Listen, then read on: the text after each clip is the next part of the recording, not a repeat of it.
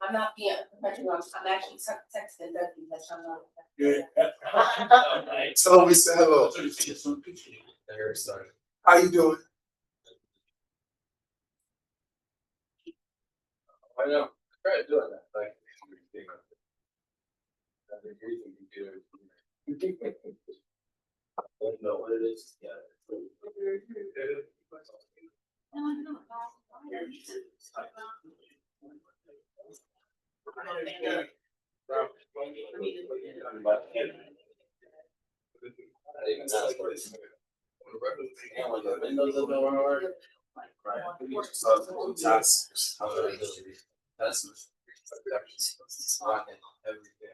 We can start in the meantime.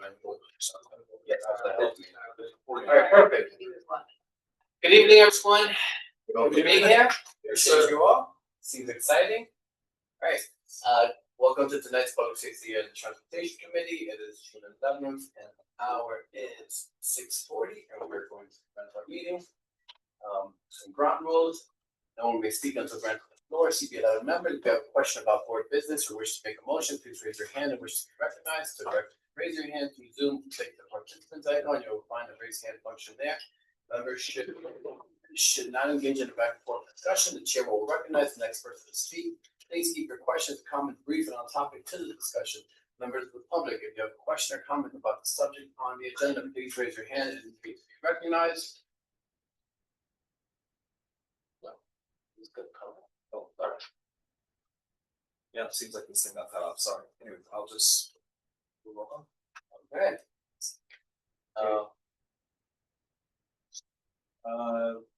There are 10 members on this committee. 6 are needed for quorum. Jose Altamirano, Present. Leslie Colon, Carlos Diaz. Sorry. She's excused. She's got the freaking closet. Okay. Carlos Diaz, Right. Wanda Hopkins,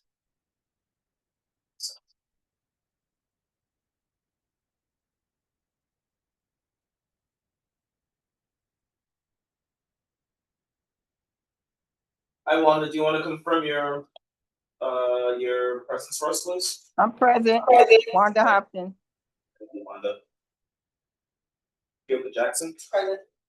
Christina Johnson, Present. Jewel Jones, Present. Sage Mason, Valerie Ponte,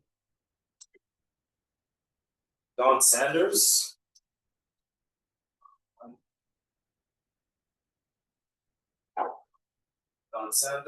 okay.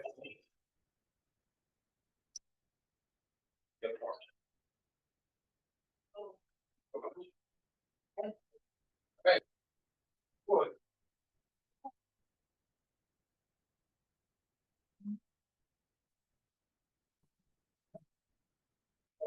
We are going to now adopt the agenda and we're going to adopt the minutes by mission. Good. Yes. Yes. Perfect. We have announcements. Do we have any announcements? Just want to make one that we lost one of our former board members. We did passed away Monday.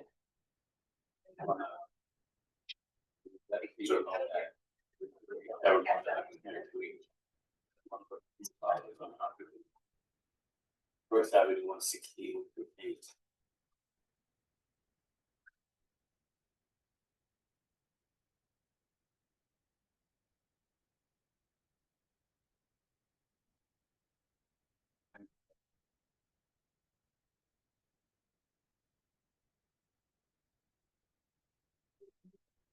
Yes, Manhattan Funeral Home, 22 First Avenue.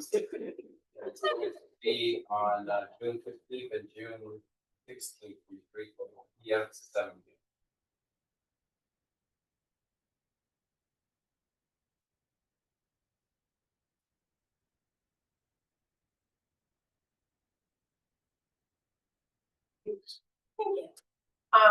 Assembly member Akins is having his community barbecue on Saturday, June 20th, from 12 to 5 p.m.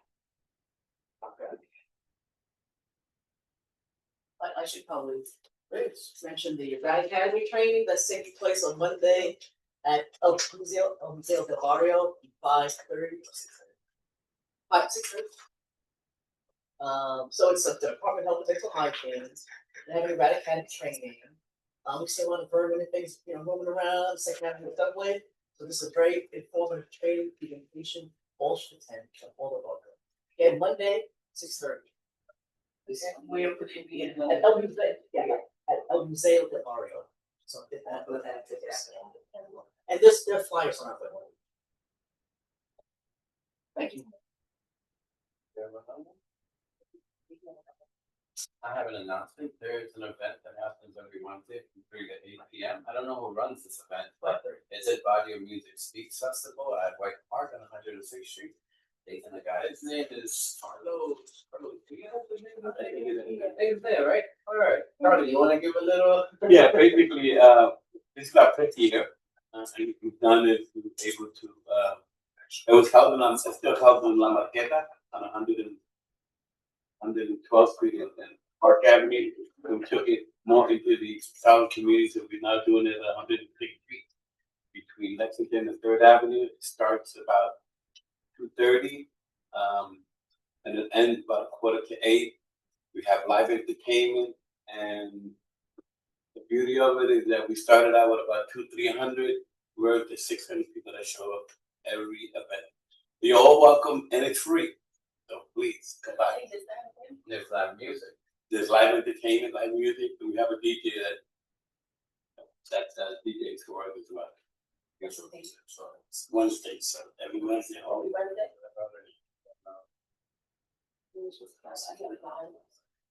Well, yes, so for me, I want to announce that National Night Out happens on the first Tuesday of August, and it is an opportunity for you to get out, meet your commanding officer in your community. So every precinct does it on the same night. You have to check your precinct with your precinct to find out where you do it. For the church, you guys are in the 2-3, so they do it on 106th Street. I am with the 2-5, and so we are this year doing it in front of 007, which is on 120th Street between Lexington and between 3rd and Lexington Avenue. And it's a fun night. So it's not just that opportunity to have conversations, to play games, to meet and greet the officers. Build better relationship. It's the first Tuesday of every August. I mean, if you want to bounce around, I feel like I do the best one.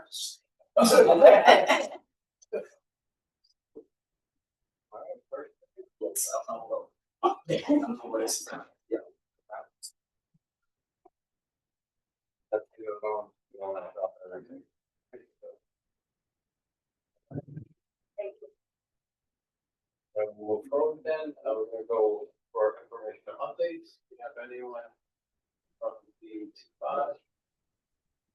Hi, this is Luke from Department of Transportation. Is this a good time to give an informational update on 116th Street? 1 second. Let me go to the Yeah. precincts first to see if Sorry. they're there, and then I'll get right back to you. No worries. Thanks. Thank you. I guess. They're Officer Dorian Doe. There's Detective Miguel. Dorian, thank you. Then there's Detective Miguel. That's from the And- PSA. Yes. Good evening. You ready for me? I'm ready for you. Go ahead. Awesome. Good evening, everyone. Good evening, Officer Dow here, PSA 5. I'm with my partner, Detective Lujan. Just updates with respect to the housing in 2-3. We are down in all categories with the exception of felony assaults. We're at 22 versus 6 at the same time this period. But all other categories we are trending down. But due to those uptick in assaults, that has us at about overall for crimes 30%. We're up and within the 2-5. Same thing. Felony assaults are up 50%. We're at 8 versus 4, same time this period, and that overall for the total precinct, we're at 6.2% in an increase. Just to note, I did do some digging. The majority of those felony assaults are domestic related. An assault is an assault nonetheless, but they are persons known to each other, more or less, not just random attacks. But we do have some work to do with that. But other than that, that's all that I have to report. Take any questions or concerns, if anything.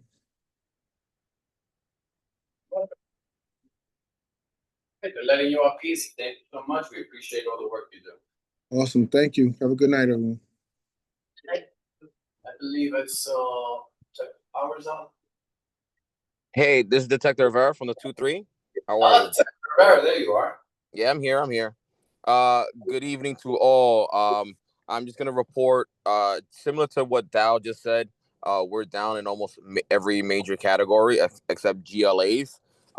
Because the only reason we're up in GLAs is because we're having an uptick in e-bikes and scooters that are being taken from the streets, usually from when a delivery guy or gal is, just doing a simple delivery and they forget to either lock their bikes properly or they leave the keys in the actual bike. And obviously that gets taken. The only other major thing I want to just let everybody know is that this Saturday is the 116th Street Festival. So that is a festival that goes from 106 all the way up to like 122 on 3rd Avenue. So just be mindful that the street will be closed and we will start towing those vehicles starting tomorrow night. So if you know anybody or if you have a group chat or anything like that or a mass email that you can send out, just remind people not to park on 3rd Avenue and some of the vicinity of the side streets. I also want to include Lexington. They do tow out Lexington just to keep traffic flowing in that area. So that's all I got. Questions or concerns? Yeah, I have one question, I think. What's a GLA? GLA is Grand Larceny Auto. Well, thank you, everybody. I could have just asked the board, they all knew. I did have another question, I can't remember what it is now, but thank you anyway. No problem. Anyone else have a question? Interesting. Are we going with that? I'm not. All right. Detective Rivera, appreciate you doing it. All right. Take care, everybody. Have a good night. And Detective Powers. Good afternoon, everybody. Well, good evening, I'm sorry. So I hope everyone's having a good night. My report is actually similar to PSA 5 and the 23rd precinct. In regards, we are down overall in 20% in crime overall. However, we are seeing an uptick of moped robberies and crimes being committed on mopeds. One in particular happened yesterday. A 32-year-old male states he was riding his moped on Randall's Island when 3 males two was on one bike, one was on another one. They rammed into his bike as he was attempting to park. He falls off his bike. One of the suspects pulls out a firearm and attempts to shoot the victim. However, they did miss and the victim wasn't hurt in the incident. There was shell casings recovered at the scene. The moped was recovered on the other part of Randall's Island. The investigation is still ongoing. They don't have no suspects at the moment. Fortunately, the victim is okay, and they're currently tracking everything down. We do have one shots fired incident happened on May 29th. Multiple recalls regarding a shots fired on the corner of 126 and Park. Witnesses states that 2 unknown males who were passing the location began shooting at each other. Then they fled the location. When they arrived, the officers, there was no one at the scene, but they did recover videos and they saw two males shooting at each other and fled the location. Multiple cars were, damaged at the scene due to the shell casings. The videos are still being reviewed and the investigation is still ongoing. We have no suspects as of yet.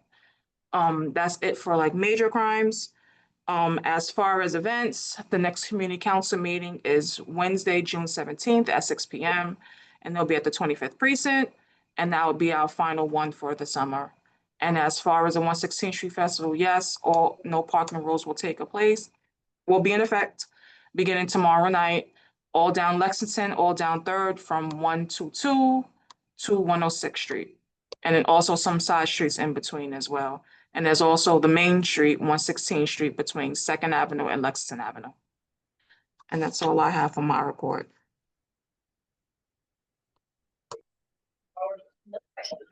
Howard, always a pleasure. Thank you. And it looks like afternoon, so we don't have any. Big Sim, thank you.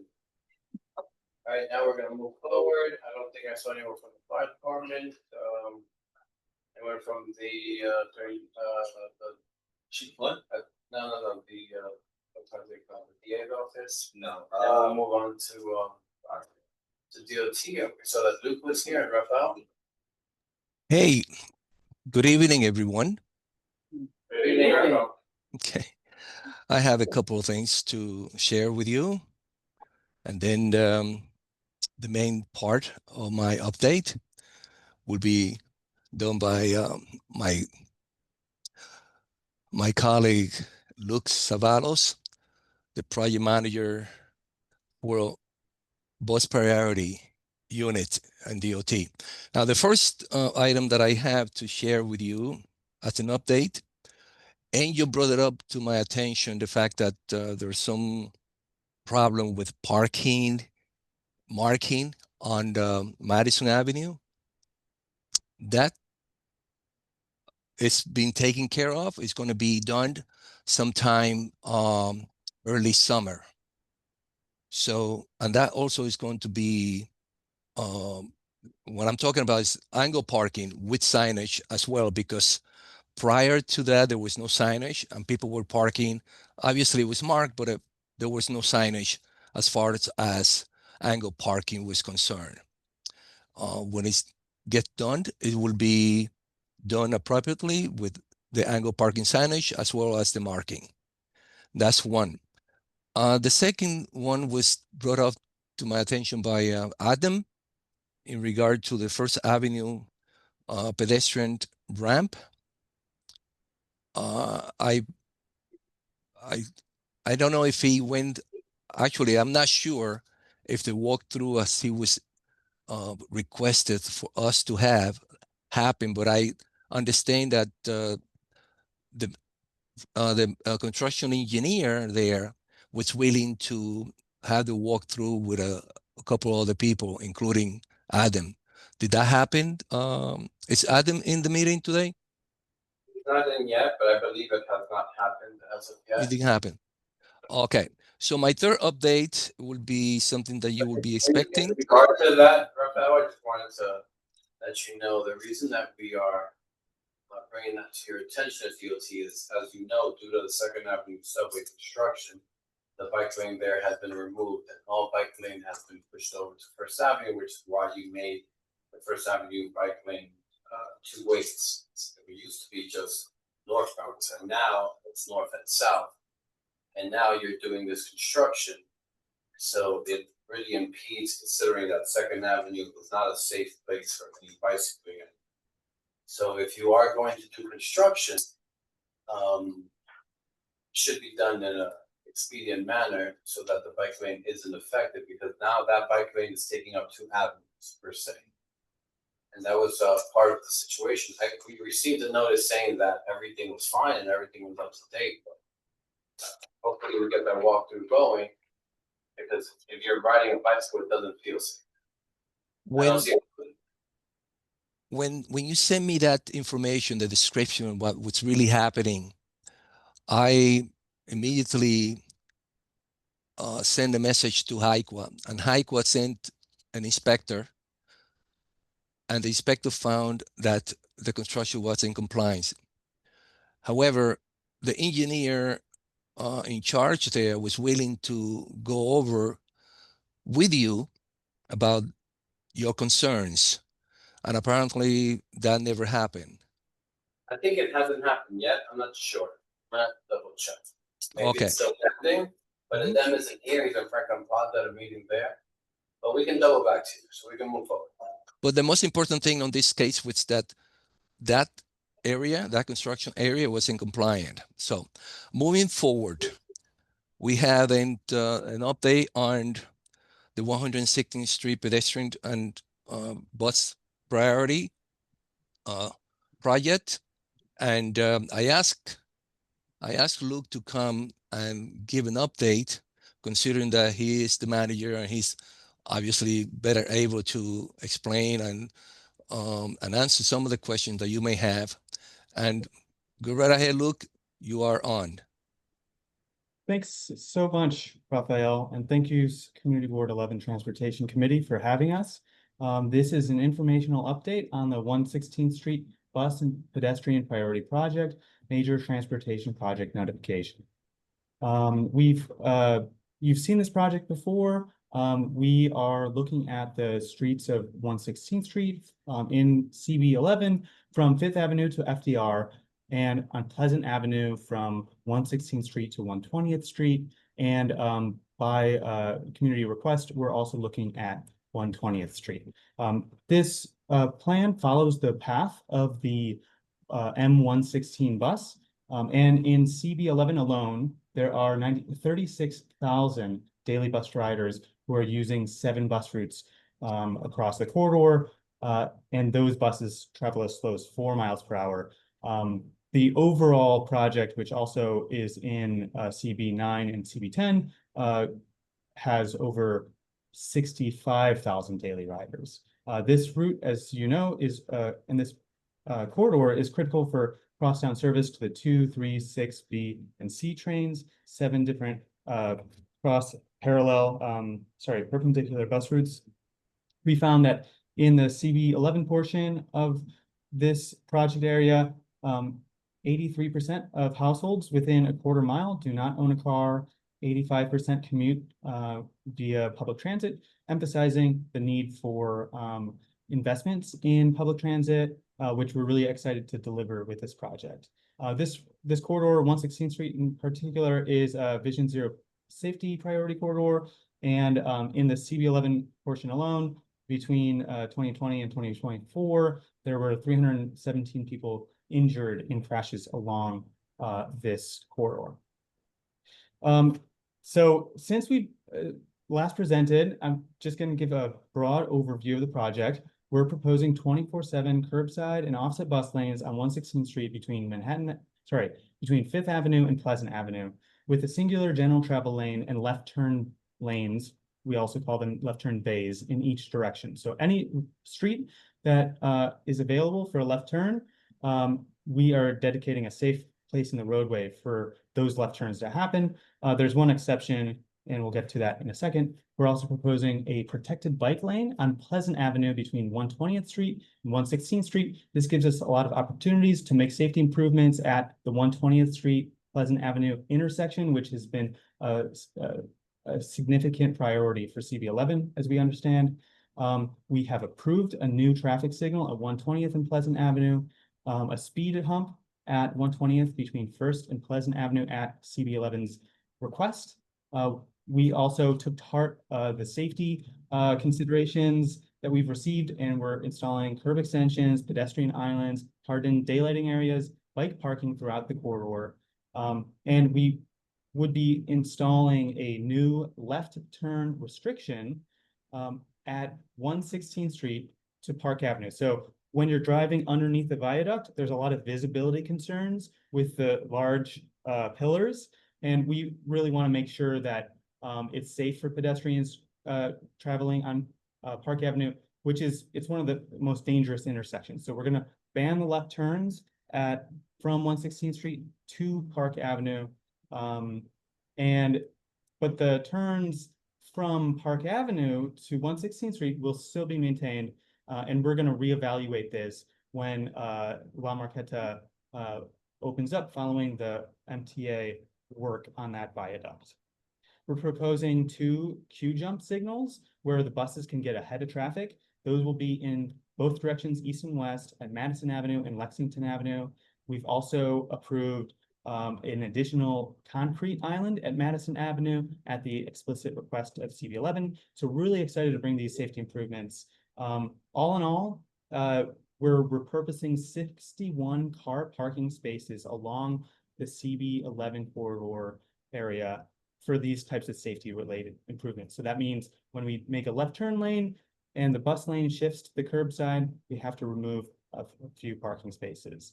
The daylighting and things like that also remove parking spaces. So the total number is 61.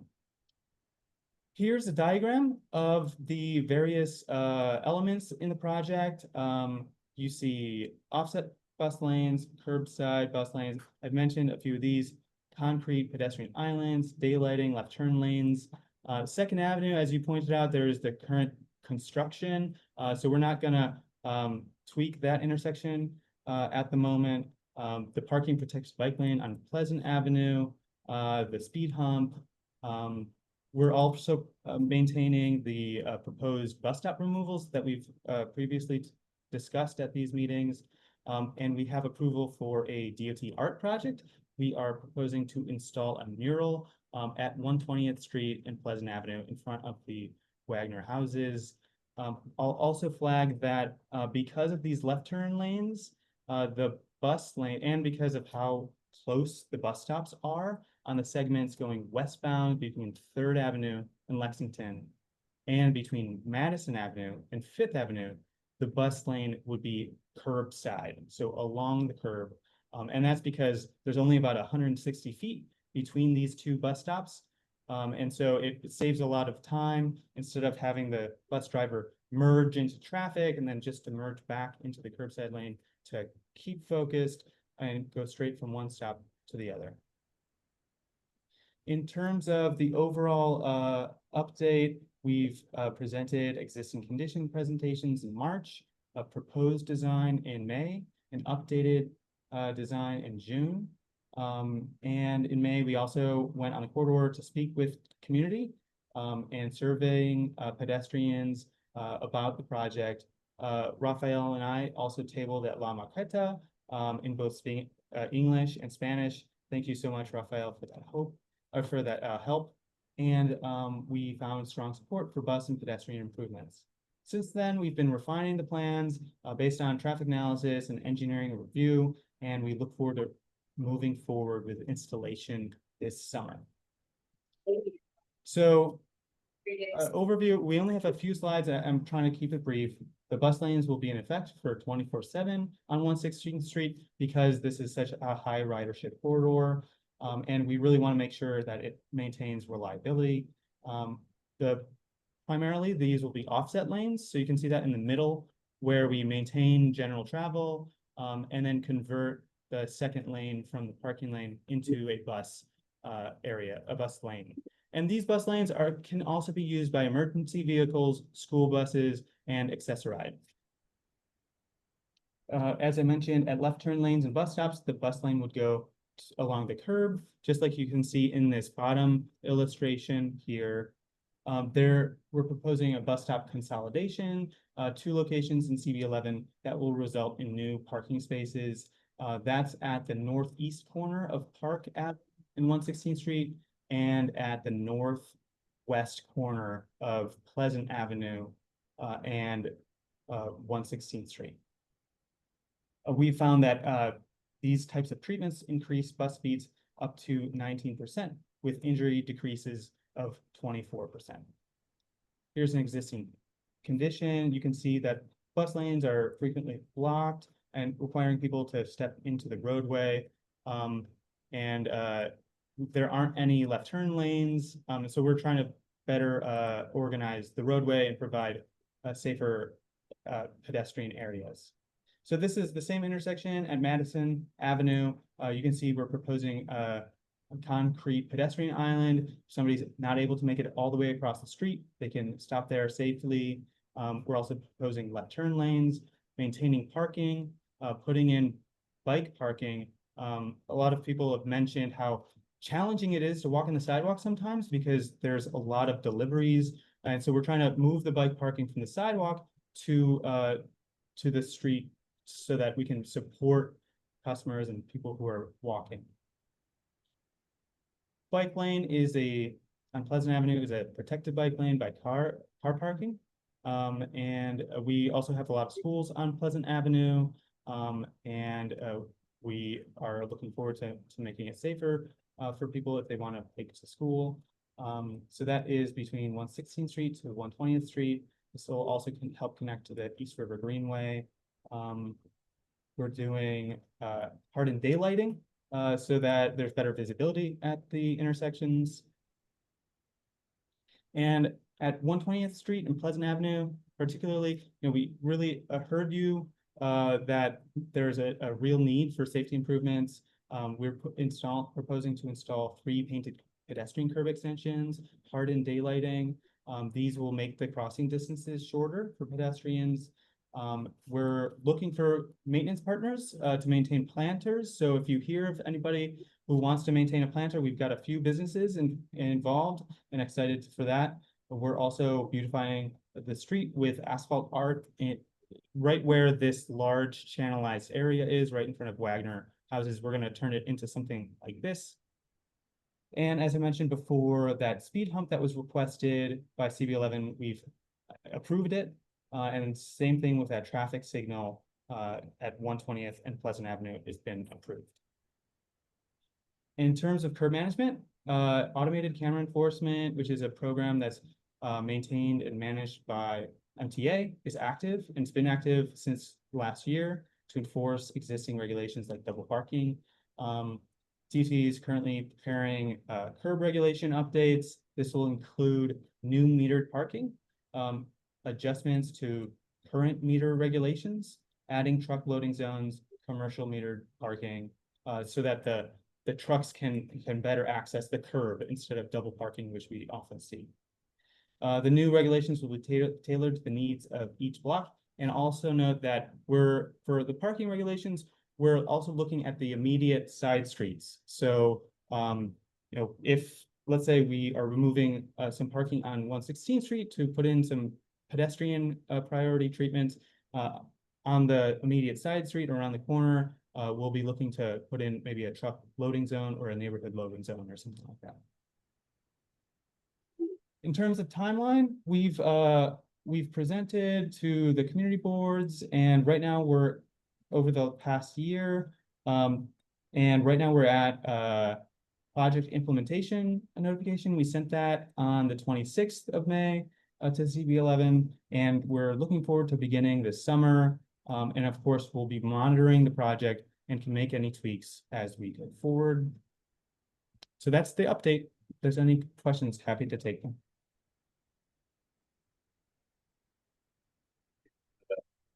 Luke, as you know that this community board took a position against this particular project based on primarily the small businesses, that 116th Street is our most vibrant small business, it's our economic hub for East Harlem. This particularly, our concern is particularly with your ACE program that gives tickets just by the camera. Most of these small businesses, their patrons frequent, they park, they go inside, come out, they move forward. One of the requests that we gave you should be implemented was that it shouldn't be 24/7. We didn't see the need that there should be 24/7. You implement rush hour bus lanes throughout the city, throughout the avenues. On every primary avenue, we see this going down Upper East Side, most places. So we are concerned that you're taking a position of 24/7 due to the small business issue. As you know, last time we got a significant amount of signatures against this. But, it was our position, and I will alert them that this is still an ongoing concern. But it is concerning that DOT's approach after hearing us and our concerns, and they just simply say that they're going to implement over the summer.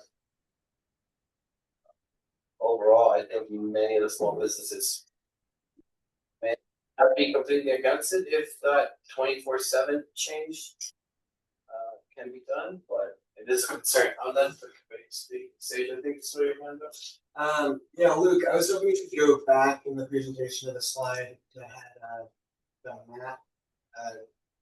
And sort of the corridor along 116 with what was being changed everywhere. Yeah, what bus stops are being removed? Great question.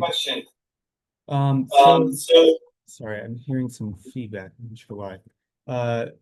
The stop, so there are two stops at the northwest corner of Pleasant Avenue and 116th Street. One is on the Pleasant Avenue side, and one's on the 116th Street side. They're very close together. It's like this, one stop here, one stop here. And so whenever, the bus stops, it has to stop twice, and it causes a lot of delay. So we're proposing removing the one on Pleasant Avenue.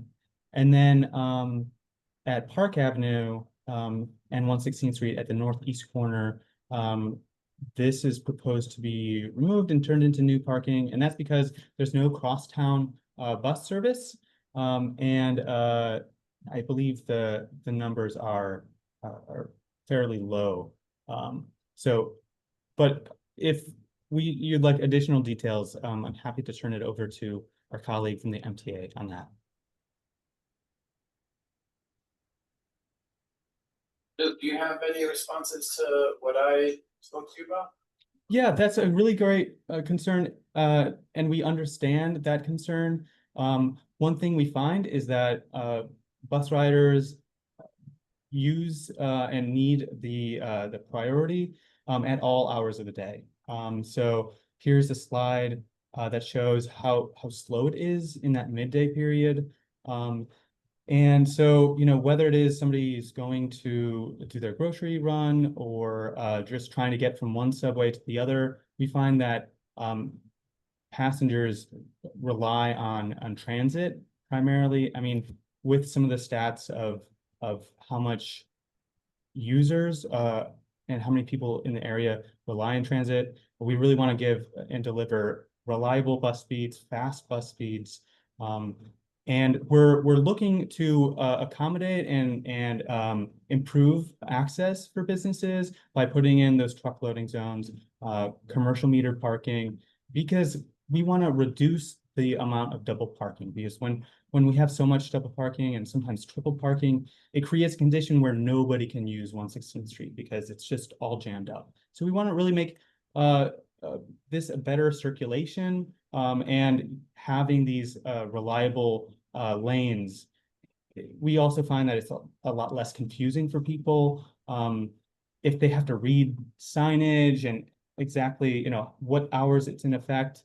We don't want to cause any confusion. So we're looking forward to making these reliable, consistent, and looking towards areas where we can address those needs of the curbside businesses. I mean, I've been on 116 for about 40 years. I haven't seen these conditions that you're describing. So it's kind of hard for you to tell me something where I spend like every day at. I'm between second and third. I don't see these conditions. So I do see that the city has an objective and they want to accomplish their objective. Particularly second and third already has metered parking. Question of mine is, do you have a map of where this new implementation of metered parking you're planning to do is? Because I don't really see it here. And the community should be aware of that major change. Because it will be a major change. I'm thinking you're going to first and second meter parking, which currently does not have metered parking. The same thing for First and Pleasant. Remember prices change. And you also talk about meter parking. The other problem that we have is you used to put a coin and stay there for like 2-3 minutes. What's happening is we can't park cars because that I read it. Then I have to go into, put it into the system and then not pay the quarter and or the dollar, whatever it is. And you're having problems with people coming in and out of there. And they're only going to be at 160 for like 2, 3, even 4 minutes to run in and out. And many times they don't pay the ticket, and then you get, 5, 6 vehicles double parked on both sides. And that's a major problem that we have. And I don't know when did you put the meter, I mean, the meter was there, but when did you stop, them putting coins into the meter? And all of a sudden it's like, you get double park on both sides. Well, the machine is broken, now no one there now. Yeah, I have a question. You're talking about getting rid of the Pleasant Ave stop, instead of the one that's around the corner of 116. Why the Pleasant Ave one and not the one on 116? Because that Pleasant Ave stop is primarily used for people that's in that mall from Costco and people. That's their stop. On the 116. So what's the logic of getting rid of the one on Pleasant instead of the one on 116? Because I get the whole point with the turn and everything, but why that particular one over the other? Yeah, so the question, would you like to answer that, Jamie? Jamie's from the MTA. Sure. Just reiterating what Luke said earlier, these two stops are very close to each other. And so usually our guideline for stop spacing for local bus routes is roughly around 1,000 to 1,320 feet. And the distance between these two stops is 257 feet roughly. And between the two stops, we prefer 116th Street because it has a wider sidewalk, and then also it has a bench, and then it also has some trees for shading from the sun. And so I think that overall, between the two, we prefer the one on 116th Street. Are you guys doing a research of how the stops are utilized? So what he's saying is that that particular stop feeds from the mall. And so if a person is coming out of the mall with multiple bags, heavy from Costco, they would have to walk all the way to 116, which is a long truck if you're taking a walk with bags versus the stop that is right there as you're coming out of the mall. When I was doing observations out there, I did notice that there's a lot of crowding that happens at that stop as well. And so it made it a little difficult for pedestrians to pass by. And so we think that the stop on 116th Street might have more space for people to wait for the bus as well. Any of them live here? No. I don't think so. So you guys, I'm thoroughly disgusted. I'm sorry. I just, you come into this neighborhood, you watch something for a day or a week, or certain times of the day, certain times of the week, and then you come in and then you profess to know what this neighborhood needs. You come in, you change some of the meters. Okay, some of them might be for the better, yes, but you also change the price on them. Our meters went from like $2 to $8, and you're in Spanish Harlem. The average income here is like $38,000, and yet you're changing everything that suits you. It suits you. It suits your people. It doesn't suit us. You're not working for the betterment of us. We said we are against this project, but yet, I'm sorry, you said, oh, we don't care. We're doing this anyway because this is what we want to do. This is what we feel that you need. How was it you coming into this neighborhood to tell us what we need? I feel like you're saying screw us because this is what you want to do. And you're not listening to the people who live here, the people who work here. As you can hear the frustration, and I would hope that you guys take this into consideration in your implementation. It is different when you come here to visit than when you live here and you see that. I mean, we've given you a very clear indication for this particular stop that was brought up. It is illogical. East River Plaza is right there. To get from East River Plaza to that stop is a little far. It's a long block. And now you're making someone walk even a further block down, block in a quarter maybe. So you really have to consider that it's not just so much for the benefit of what your design is. It's really for, I would imagine that you're doing this for public transportation, so it's the benefit of the people and what they should do and their needs. This is what we're bringing up in regards to the small businesses. This is what we're bringing up to this regard. This is a picture of like a school. School comes out like everything goes crazy. Of course, like sidewalks are crazy. That's just normal. So we have to consider, and we would like you to consider particularly, not just your design and your metrics, but like what the actual necessities of the community is. You have a lot of small businesses on 116. These are not large box businesses. These are very small businesses with very small margins. And you will kill most of their customers, because most of their customers, typically the food oriented ones. And mind you, I have a business here, but I have a transportation business that's not a food business. People don't visit me like that. But every other food business, people stop, pick up their stuff, they leave. Your bus is indiscriminate. I mean, this is a lot of fundraising that we also have to consider. Like, there's a reason you want to go 24/7 when there's many places in the city that you don't go 24/7. I mean, going down the avenues, you're telling me like 116 is busier than going down Second Avenue? I doubt that. Not 24 hours. Fifth Avenue is not. Yeah, none of those avenues. So I don't know where this 24/7 business is, because I would believe that the small businesses would be more inclined to accept this if it wasn't 20. You're doing a rush hour in the morning, a rush hour in the afternoon. It would be more acceptable to them. And don't tell me that people can't read. I mean, I think that's a very insulting comment. People can't figure these things out. They figured it everywhere else out. That's from this time to this time. So I would hope that before you implement this, you really think about the things that the whole purpose of the community book is. It's people from this community that know this community. Just because you come here and you look at it on Google Maps, or maybe you visit, most of the time you don't even come to visit. But if you stand there for like half a day and you're like, I figured this out. It's kind of like, it's not really the same. At the time that they took this picture, which is not the all day, this is the Rush hour. the picture that we're showing. That's like is- 9 o'clock. There are two schools that feed into this location, right? So you have actually more than two schools. The picture that you're showing are nothing but students. So that's not the general public that you're taking a picture of, which means that the research that you're doing only It's very biased. Right. Yes. It's very biased research. If you go to any bus stop that's near school, when school gets out, this is what it's gonna look like. It doesn't matter which place in the city you pick, this is what it's gonna look like, because those kids come out wherever they're gonna go. So, that's where it bothers us, and becomes, very concerning and insulting that you take nothing that we ask for into consideration. And we hope that you take some of these things into consideration.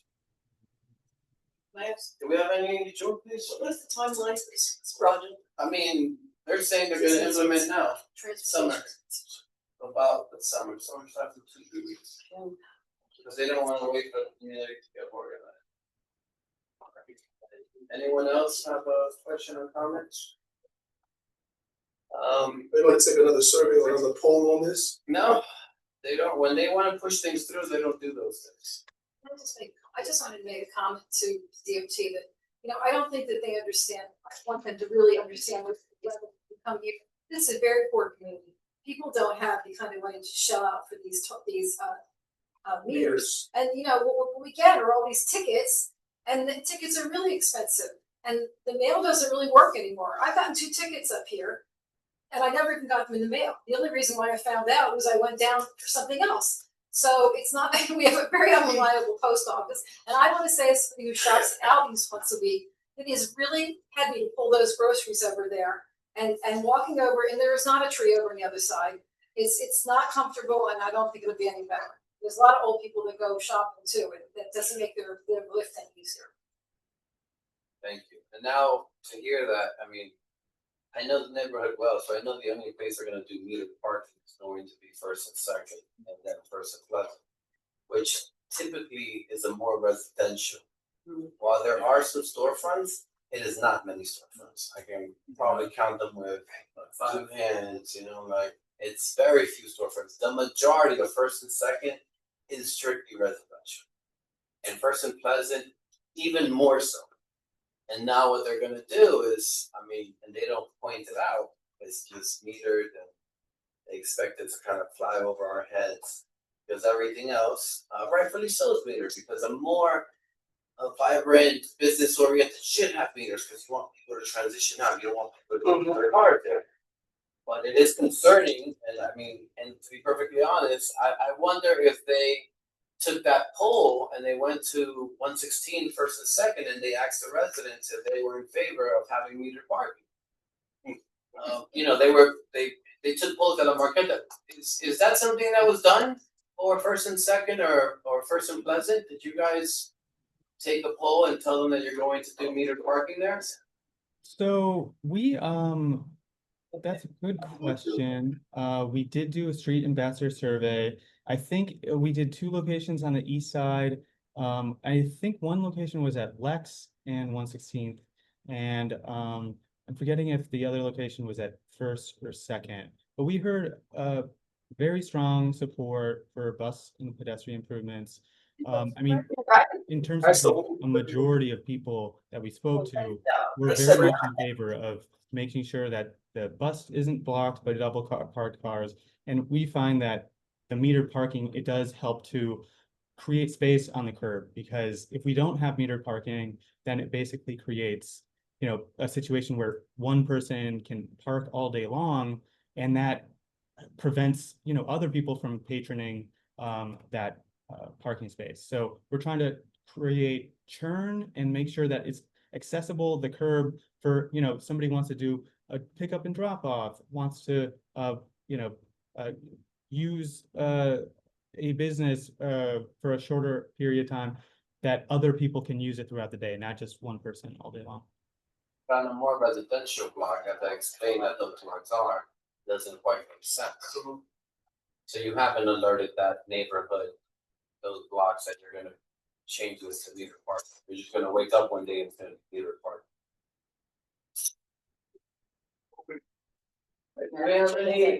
Any more questions? It's clear, it's very disheartening. It's just a money grab for the city. It's fundraising. All right, thank you very much, Tim, for your update. Very disappointing update, but. Thank you. We're gonna go into our presentations. Introduction, initiative. Jose, I'm sorry to, I have another update for you. I just thought of. Please. I hope that you have received the Commissioner Sacrament response to your resolution. I responded to the email, yes, thank you. So for the committee to understand, the commissioner responded to our request on the capital project of 147th Street about making Third Avenue a two-way street from 128th to 125th or 127th, whichever one makes it safer in their eyes. As we pointed out, that Third Avenue south of 24th Street in a very, very congested area is a two-way avenue. Yes, right. Because north of 24th it becomes one way, but south two-way avenue.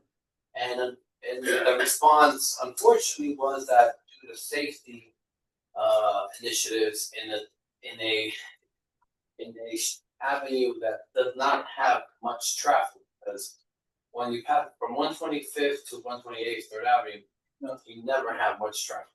No. As you're going to the Harlem River Drive North, as you're going to the park or the school, like there's very little reasons, or you're driving around to find parking for that mall and the buildings live there, but there is very little traffic. And our request here was they can, help us facilitate with the traffic congestion, because their new capital project is going to cause significant congestion, as is this bus. So the buses will go 19%. They do not mention how much the vehicles will slow down. And in a neighborhood with a very high asthma rate, it is concerning to us. So that's a part where buses get to use their natural gas, but regular pedestrians have to pay pump price, gas prices, natural gas prices are significantly cheaper, so the city gets that advantage. Well- The majority of us do not. So unfortunately, the response was that they're unable to, it does not fit within the safety parameters, even though that particular space is not very frequented by vehicles. And our point was that south of 24th Street, which is a highly congested area, has this, and just unfortunately was turned down. So yes, thank you. And I did respond to that email. Appreciate it. Any question? Anytime. I just wanted to make sure that the Sage has a response has been. I'm sorry. Sage has a question. I have two Okay. things. So One I'm is- doing an update, but we do have another presentation. Is that something that we could do now or later? What other presentation? I don't see any of it. The e-bike. Yeah, The- that's coming up. You're coming up on that. But let me Right. do, Paige has two questions regarding this. Yeah. For you, Jose, did they specify what those safety initiatives were, or? It was a very broad, I would share the response with you. Was that the question for me? Because I can hear you very. It was not really a question for you, but if you want to comment on the specific safety initiatives that make it so you don't want to have a two-way street on Third Avenue, then I would be interested in hearing that, Raphael. Do you want to comment on that? I don't think you know the answer. No, we responded. The safety. We responded to that. No. The question is, do you know the exact safety issue? Do I know the exact safety issues? Because the commissioner cited there were safety issues. She doesn't cite what safety issues. Are you aware of what the exact safety issues are that would prevent making a two-way avenue? It was the reason for the two-way street is what we basically had. Let's hear that. Second thing, Raphael, is just I've sent you a couple of emails the last couple of weeks about repairing things that are broken, and so sometimes you respond, and sometimes they're addressed, but they're not addressed in like a permanent way. Yeah, it's really like shoddy. It's like people like taping things together. Was wondering if that's something you should continue to expect, or what. I didn't hear you very well. It's not coming clear. Are you talking about those things that you have sent out to me to repair? Yes. Okay, they have been repaired. You said that the repairs are very shoddy. They're very like tape. See, let me just tell you the process. Let me just share the process with you. When you send me something that I should look into it for repairing, I send it to the relevant unit. That unit will send it to the contractor. Sometimes they don't give me an update. I have to request it. But the time that I request it is when I get your feedback. For example, if you tell me or you send me an email describing something that is happening in the community, you had to send me a feedback as to whether that had been repaired or not, so I can follow it up accordingly.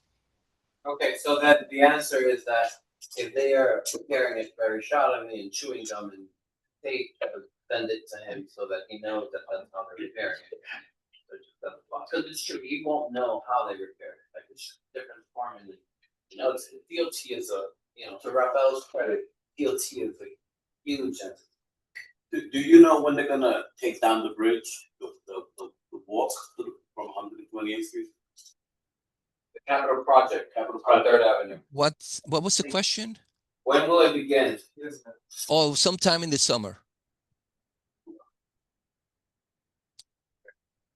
I think the next presentation. I'm sorry, it's just wanted to say thank you. They did come and fill those holes on Park Avenue between 115 and 112. They did do a very good job, but for the most part, the holes are complete. So thank you. You're welcome. No. I relied on your feedback. Whenever you send me a description of something that is happening in the area, please let me know in a day or two whether that has been done or not. If it has not been done, then I will follow it up accordingly. Yes, it was done. Thank you. She was thanking you. In a Can way. can we follow up with They do a follow-up, I'm sure. the e-bike The charging thing is, presentation? I rely on the Department of Transportation to like do a good job when they fix something, because I'm not gonna walk down every street multiple times every day. What was that? The point is that when they make repairs, it should be to a certain code or a certain efficiency. It shouldn't be, like Sage can't, it's not his full-time job to walk up and down the streets. They'll send something to you that needs repaired, but they're repairing it very poorly. The whole position would be like, if they're going to repair it, let them do a good job repairing it and not necessarily doing a bad job of repairing it. We want to Say we such want a to very we nice want and- to know that. Dan, 1 second. You I'm showed not me a picture I'm of not the safe. sloppy, and this is like a safety hazard, putting up a piece of rope or whatever that, and shoelaces around this thing, that thing could easily fall. And so, so, you're very nice, Sage, but, that's terrible. Yeah, it's And to his point, he doesn't go around to see what you guys done. He expects it to be done in a proper manner. That's ridiculous. I sense your frustration, and I lament it. However, I have to tell you that Jose, we use contractors for these jobs, and we want to know if the job has been done if it has been done correctly. So you let us know, and we will take care or make sure that indeed that will be done the way we want them to do it correctly. Let me ask you a question. So you don't follow up on it, you just send a request and then let it go, and then we have to decide that if it's done right or wrong. Carlos, when I sent the message to the relevant unit to do certain things, okay, I sent the message assuming that is going to be taken care of. Okay. I would like to get a feedback, but apparently the contractor in some of the cases don't send an update. So I assume that job or that repair or whatever you have complained about has been taken care of. I assume that. But if I don't get any feedback or any update from the contractors doing the job, I will hope that you will get annoyed and upset because it has not been done, and you let me know so I can follow it up.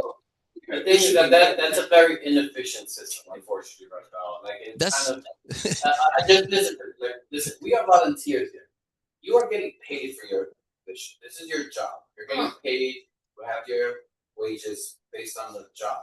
So if we send you a concern from the community, we would think it's your responsibility to then get a picture of that repair from your contractor. That is not our job. This is your job.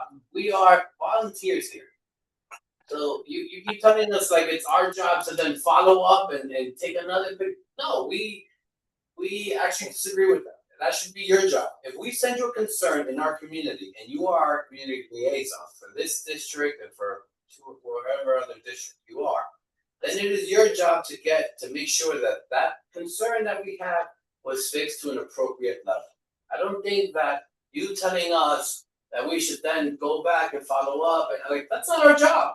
It's your job. So then you should reach out to the contractor and tell me, hey, send me a picture of what you did and how you did it because you're getting paid, the contractor's getting paid, everyone else in this room it's not getting paid. We're here on our own time trying to help our community. So unfortunately, like we have to refute that particular comment. As much as we love you, but it's still we consider that to be your responsibility. I love you. I love you too, Jose, but that's a great suggestion. I'm gonna make sure that I bring that up and escalate that suggestion because that doesn't usually happen in DOT. Okay, but That's I a would great hope that suggestion. we can make a city agency efficient. That's a God great, forbid that we have an efficient city agency. I, Especially when they want the particular project to go through. Because when they want to, like your bus lanes, when you want to force it through a community, then you force it through. And it's That's- unfortunate that you come back today to tell us that you're gonna implement in a few weeks, when you have not told us that previously, when you already know that we were against that project. You didn't even come back to say, hey, what do you think, we made these changes, and get feedback. You're basically telling us, this presentation today is basically saying, we know you're against it, we're gonna do it anyway, tough luck. And then we take the time, and members take the time to send you repairs, and you're like, well, it doesn't get fixed, send it to me again. And that's not, we would hope that the city has a better approach to these kind of repairs and situations. And I hope that you speak to your superiors and to your commissioner, so that she can think about our request, particularly the 116th Street, because it will destroy a lot of small businesses. And these small businesses are already suffering. And it's very easy for the city to say, we're here, and the mayor, to say, I'm here for the small businesses, and then this is what they're pushing, and this is going to kill those small businesses. You all know what happens on 116th Street. People stop, they go in, they come out. It's not like hours. It's 2 to 3 minutes. 2 to 3 minutes. That's what it goes into the bakery. You're telling me the bakery won't get affected, the supermarket, the restaurants, people order. They're just ready. Their takeout's ready. Go in, they grab it, pay it. Sometimes it's already paid. It's just a matter of grabbing it and grabbing it out. This is fundraising.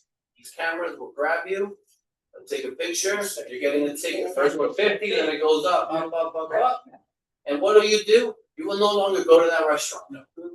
You'll go somewhere else where you won't get a ticket. That restaurant will end up closing. And then we will have more empty storefronts. And more city bites. Unfortunately, so if you could please make sure that the commissioner is aware of this, to see if she has some consideration for the community and just doesn't kind of make believe she's here and it's not just procedural that you come to us, I would appreciate her help. So Raphael, just so you know, right, I live here, I've been here over 40 years. I shop here, at least I used to, but because of the way it's all set up now and the way you guys are changing things, I take my money and I leave the community. You know why? Because wherever I go, I can find parking and I don't have to worry about getting a ticket. I go to Yonkers, I go to White Plains, I go to New Jersey. And a lot of people I know that have cars, that's what they're doing now. They're taking the money out of the community when it should be staying here. It should be staying here. But because you guys are so ticket hungry, people don't want to shop here. We don't. I got a ticket the other day. I double parked to run in the store, pick up an order, like he said. I got a ticket for $115. I work part-time. I make $300 a week. That's half my check. That's half my check. So am I going back there again? No. No, I'm not. And then that business closes. Exactly. Exactly. And I feel bad, but I can't keep giving up half my check for a ticket. And this is what you guys are doing. And I feel like you're sitting there, these ticket agents are waiting. They're hiding behind the trees and in the shadows. And the minute I get out my car, they run and give me a ticket. And that's what they do. But wait. The funny thing is, I've sat in my car, double parked, and they have come over with a scanner and scanned me and gave me a ticket. Never even gave me an opportunity to move. We have to move on. Oh, sorry. No, I agree with everything you said. All right, we're gonna move on with our agenda. We have the salary reduction initiative under Sammy's law. Do we have families for 6 streets here? No. That should be fine right now. Okay, so let's do that, and then Rafael, we're going on to you, okay?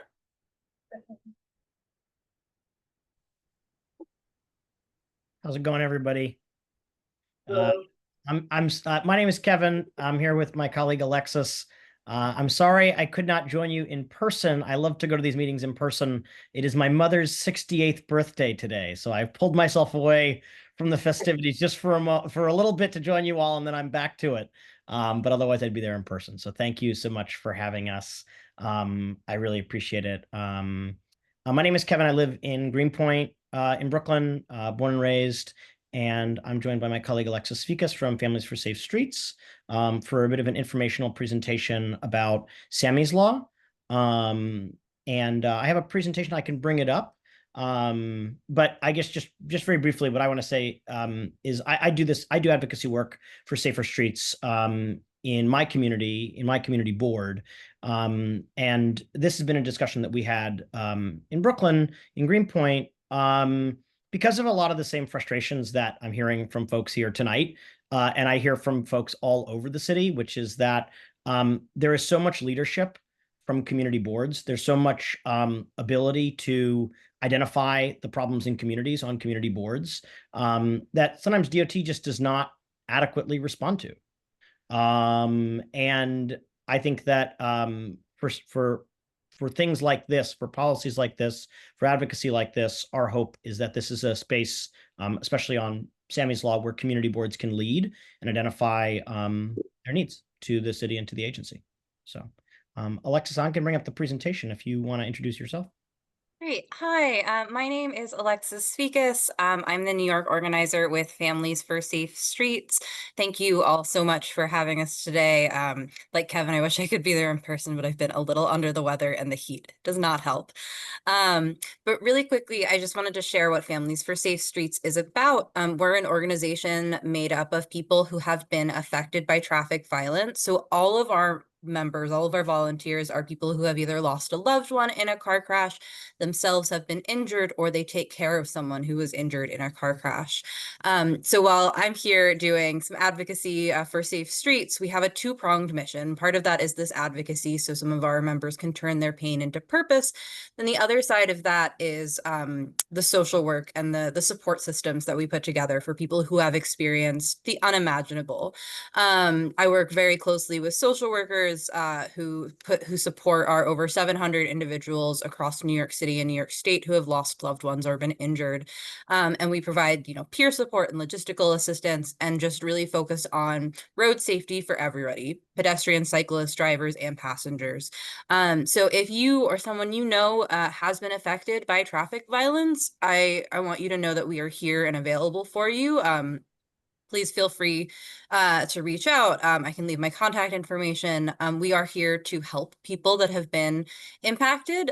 So while I'm here talking about why speeding is really dangerous, I have a really great social worker who helps people kind of put their lives back together after the crash that has really thrown them off.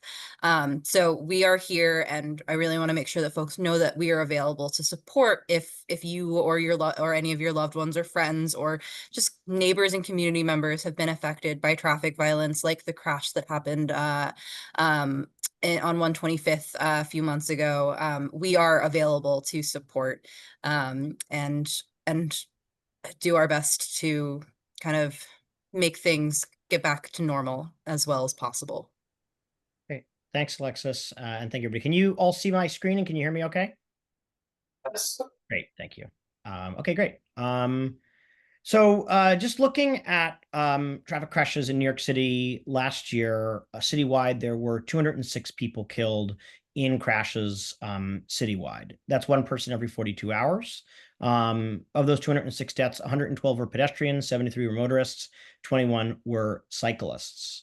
In CB11, that was 1,590 total crashes. 867 injuries. Of those injuries, 60 were children and 72 were seniors. And 3 deaths took place in the district. There's a link. I can send this along so folks can look at the data more closely. Sorry, hold on. There we go. And what that looks like on the ground is basically almost every intersection in the district. The red there are where deaths took place last year. The orange are where serious injuries took place, like God forbid, but a maiming or something like that. But otherwise, there were crashes basically on every street at every intersection. And when we get into this and actually dig into it, it is something that community boards, especially transportation committees, we all are getting it downstream, right? It is happening in the community. It's happening basically every day. And then someone is killed or someone is seriously injured or someone has an issue on their corner, and that issue is brought to the community board, or the community board is discussing it in the aftermath of a tragedy.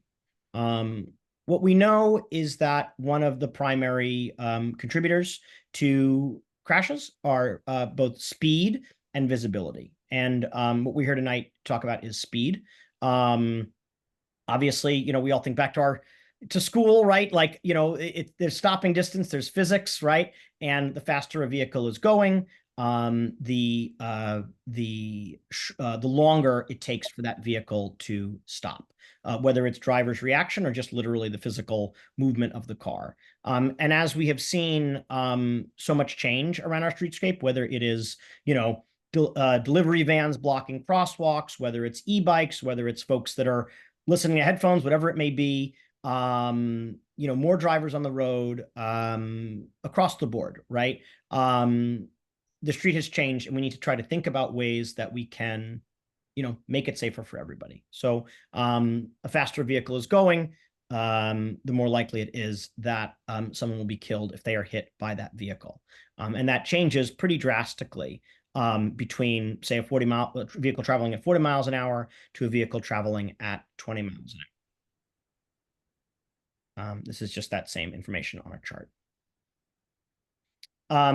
Over the course of the last 10 years, Families for Safe Streets has been advocating for a state law called Sammy's Law that would give New York City the power to set its speed limits in a way that neighborhoods actually want. Right now, that power, finally it does, but for many, many, many years, that power has not been in our communities. It's not been in our community boards. It's not been with this city. It was a policy set by Albany. And after the death of a young boy named Sammy in Park Slope, advocates from Families for Safe Streets advocated for a decade to give New York City the power to set its speed limit, to lower its speed limit from 25 miles an hour to 20 miles an hour. It doesn't require it, but it gives us the power to do so. That law passed in 2024, and its implementation has been very slow and a little confusing. The Adams administration ultimately implemented it on less than 2% of all city streets. And in Manhattan, it's been implemented just in Manhattan CB1. And then a couple of other small neighborhoods around the city have also received this, these slower speed limits. And the community boards across the city have been asking for those slower speed limits, have been asking for that improvement in safety. And this might be news. I imagine it is news that's reached you all. Community boards around the city have been passing resolutions saying that we would like the DOT to do this, to be proactive, to be responding to these safety concerns in the neighborhoods. So since February of last year, really since February of this year, there are 13 boards citywide that have asked for those slower speed limits, the implementation of a district-wide slow zone. And I'm happy to answer some questions about that in a moment, but that is Manhattan 2, 3, 4, 5, 6, and 8 in Manhattan, as well as CB9 has passed it through its transportation committee. And where that applies, Sammy's Law allows New York City to lower its speed limits, except on roads with 3 or more motor vehicle travel lanes outside of Manhattan. And it's not applicable on state highways. So in Manhattan, CB11 right now, there are no slow zones. And where they would be applicable on all streets except for the FDR Drive and the RFK Bridge. That's just a brief map of the kind of some of the posted speed limits. I can go back for a moment because I don't know if this is something that the Department of Transportation, I'm going to close my thing here right now so you can see me. What has been happening is more recently this year, the Department of Transportation announced that they were going to be implementing some 15-mile-per-hour speed limits on individual streets in front of schools. And, you know, that is good, and that, you know, slower speeds around schools are good. But one of the concerns amongst a lot of the community boards that have been discussing this is that it's a little confusing, right? If there are 2 or 3 blocks around a school or a couple blocks on approach that are a slower speed limit, but then the other streets are that 25-mile-per-hour speed limit, you do end up in a situation where folks might be getting tickets. And so that type of consistency throughout a district of the speed limits that ought to be is very, very helpful. So that is that. I'm happy to answer questions that folks have. I have been spent the last 6 months of my life speaking to community boards, and really grateful for all of the work that you all do. This is something that that our neighborhoods are able to do to help improve safety and help reduce those numbers of crashes in a very real way. And yeah, just here to answer any questions you may have or discuss it. Ask what are your challenges and what are the concerns? You mentioned the one thing about the school zones where there's a lesser speed limit. What are other concerns of community boards in terms of like jumping on this? It sounds like a no-brainer, but I want to get a better sense as to what the pushback is. Yeah. Totally. I think really one of the biggest concerns that community boards have expressed, and again, right now there's 13 boards that have passed this largely unanimously, that have you know, discussed it or passed resolutions saying we would like a slower speed limit district wide. We'd like that consistency district wide, because otherwise, you know, as folks say, you know, you can deal with things like speed traps, right? You know, you want that consistency. You want to understand what the policy is across the board. What a lot of boards have said as they've discussed it is like, you know, some folks in this room, and myself included, might know where the borders of a community board are or are not, right? But most people don't, right? So if some boards are requesting this and other boards are not aware of it or not discussing it or not, you know, moving in that direction, that was a concern. And a lot of the Manhattan boards have included in their resolutions, and I'm not saying the board tonight has to take on a resolution. You know, I would love to come back at a future date, or we could discuss more or let you all think about it. But a lot of the Manhattan boards have included in their resolutions, in addition, saying we also would like this to be, you know, thought about as a borough-wide or discussed as a borough-wide priority. I believe that there's some sort of meeting amongst the community boards. We don't have it here in Brooklyn. I wish that we did. But there's some sort of borough-wide meeting amongst community boards. You know, that could be taken there or taken to the borough president's office. That was one concern. You know, that's really one of the primary concerns. You know, I think that some folks have also expressed the concern about light timing, right? You know, are you making sure that the lights are being timed appropriately with a change like this, especially a change that would be district-wide? And many of the boards that have discussed this in past resolutions have included that ask with DOT as well, to please make sure that any type of change like this could be done, you know, alongside. More questions? Kevin, one situation, like our former other person, Diana Ayala, brought up, we think in this community we have an issue with delayed EMS response.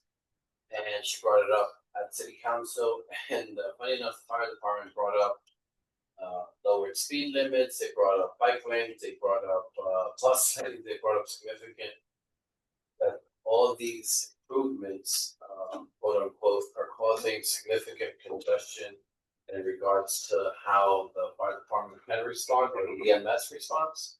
Sure. I was just curious if you were like aware of that, or if because obviously as you lower the speed limits, everything moves slower. Totally. We do have a list of all the schools that they work to implement it, which we're very happy about. But we do have a concern because particularly most recently in this committee, we brought up the fact that our EMS responses are very lacking. They're lacking due to personnel, they're lacking due to vehicles, they're lacking due to just, you know, Harlem isn't as important as other neighborhoods in the community that get better services. Sure. But I'm curious, it's like in your work, not just here, but like throughout the city, if everything, if they brought that up to you in that regard. Sure.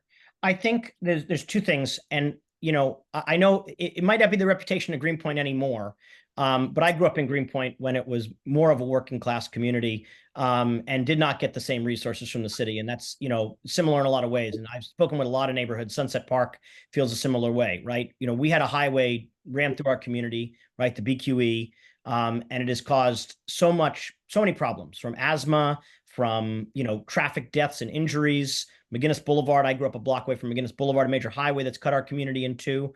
And one of the big things that we have dealt with here is cut through traffic, right? So vehicles that are on a highway, that are getting off that highway, that are speeding through a community to get away from that traffic, right? And one, I think, benefit of lowering the speed limit on neighborhood streets is that it makes it less attractive, either from, a layperson's knowledge or from the algorithms, the Google Maps or the Waze or whatever it is, to be redirecting traffic onto those neighborhood streets, right? So I think that's one thing. I think the EMS stuff is critical and important, and the congestion conversation is critical and important. I think, so often we have vehicles that are coming off the highway, right, and cutting through my neighborhood. And this is something that we've discussed, almost every community that, God bless them if they don't have this problem, but almost every community in the city has those problems of vehicles that are using our neighborhoods as shortcuts, right? So when you are keeping the speed on that point, East Harlem is like the shortcut, because if you want to come in free, come in over the bridge, because people don't want to pay a Traveler Bridge, and they come in and they drive through and they get on the FDR. So 200%. Yeah. And I think that one thing that one of the hopes here, right, is that if Google Maps or if Waze, there's a lot of vehicles that are commuting, right, or a lot of folks that just know, well, they can get around faster, rolling through those stop signs in the neighborhood, speeding down those residential streets instead of staying on the highway. So that's one thing I think that's really critical and important. I think the other thing, just especially in regards to EMS response times and crashes, is that when you are reducing the speed limit, you are reducing the lethality of crashes and injuries, right? So you will have less deaths, you will have less injuries in a neighborhood. And so often, not across the board, of course, but those are the responses that our emergency responders are going to, that a fire truck or an ambulance or a cop car is responding to. And that could be a fender bender, right? You call the cops to make sure you file a report for your insurance, or that could be a crash where someone has been injured, right? And you have multiple vehicles responding to that, and they're stuck in traffic, right? And so I think that the hope here, again, I feel the frustration, we experience it here, and every single community board experiences it, which is that we are getting so many of these problems downstream from the Department of Transportation. And we come back and we say, hey, we want a stop sign at this corner, or we want a stoplight, or we want these changes made because we're hearing this from our community. And they tell us, well, it's going to take 18 months to study that problem. And if we don't get the answers that we want in our warrants, it'll be 3 years before we can come back to you. Or we fixed it with duct tape and shoelaces, and that's just the way it is. Too bad, right? I mean, I think that great year for our conversation with the DOT, though. But we know your frustration. But Kevin, thank you. We're gonna look at this and then we'll get back. We look forward to having you again with us. Great. Maybe we can analyze a portion to see where it could be like something that the community would want. So, but thank you very much. Amazing. Thank you so much for taking the time. Appreciate Thanks. Thank you so much. Thank you so much as well. We're going to move forward with our public e-bike charging program and public photo launch. Bella Scano. Hi there. Oh, Elaine? Yes, I'll be presenting. Thank you so much for having me. Let me just share my screen. Moment. All right, let me know when you can see the presentation. There you go. Okay, great. Yeah. Sorry, I just want to make sure you guys can see. All right. Hi, everyone. My name is Elaine. I'm the program manager for e-bike charging here at DOT. And today I'm going to be talking about this new program. We publicly announced it in November. It's not like up and running, but this is what we're gonna bring to you today. You know, in New York City, we have a lot of electric bikers, primarily delivery workers, and we want to be able to support them in their job and to be able to do that safely. But, you know, in the last couple of years, we've really seen there to be a challenge, and that is with lithium-ion batteries. More than 900 fires have happened because of these. But, you know, while we talk to the fire department about this, there's really two primary reasons for these fires. The first one being uncertified batteries or low quality batteries, and the second being improper or unsafe charging practices.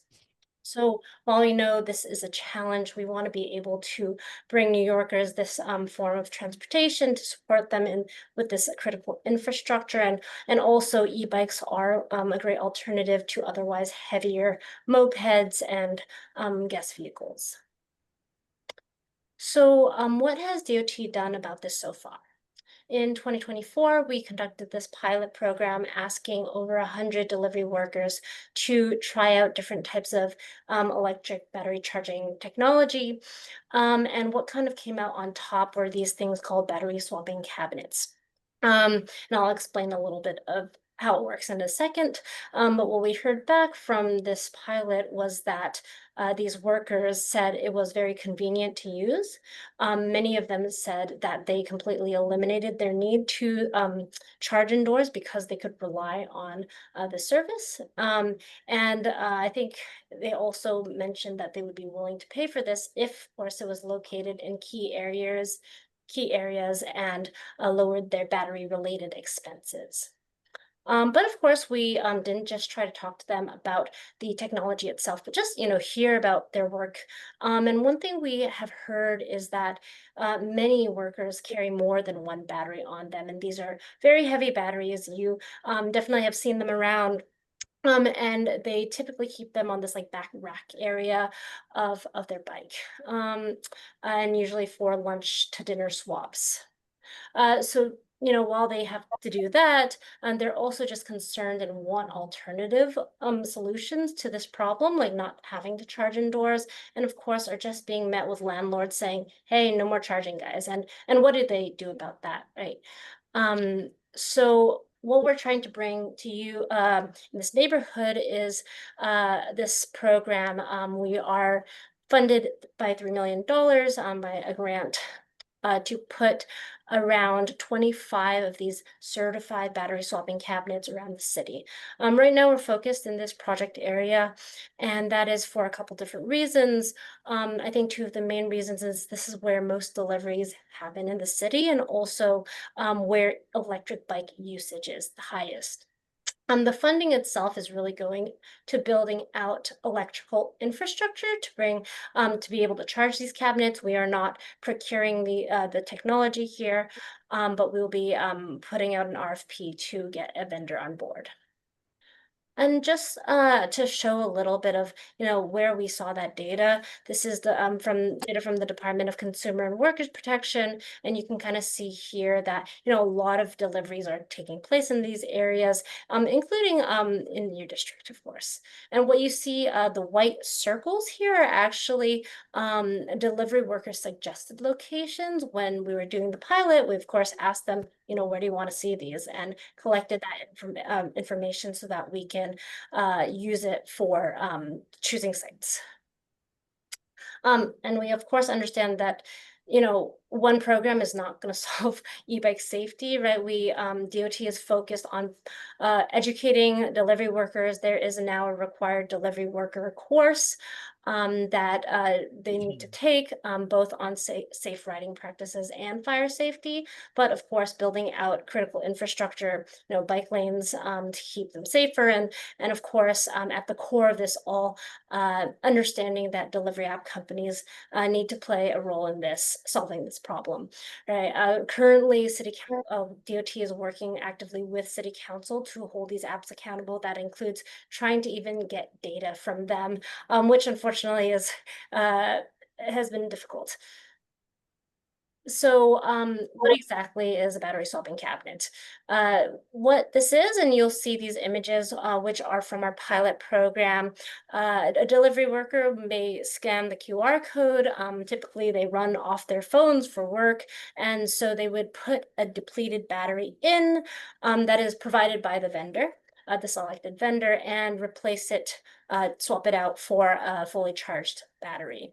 The interaction takes around less than 60 seconds, and after they can right away.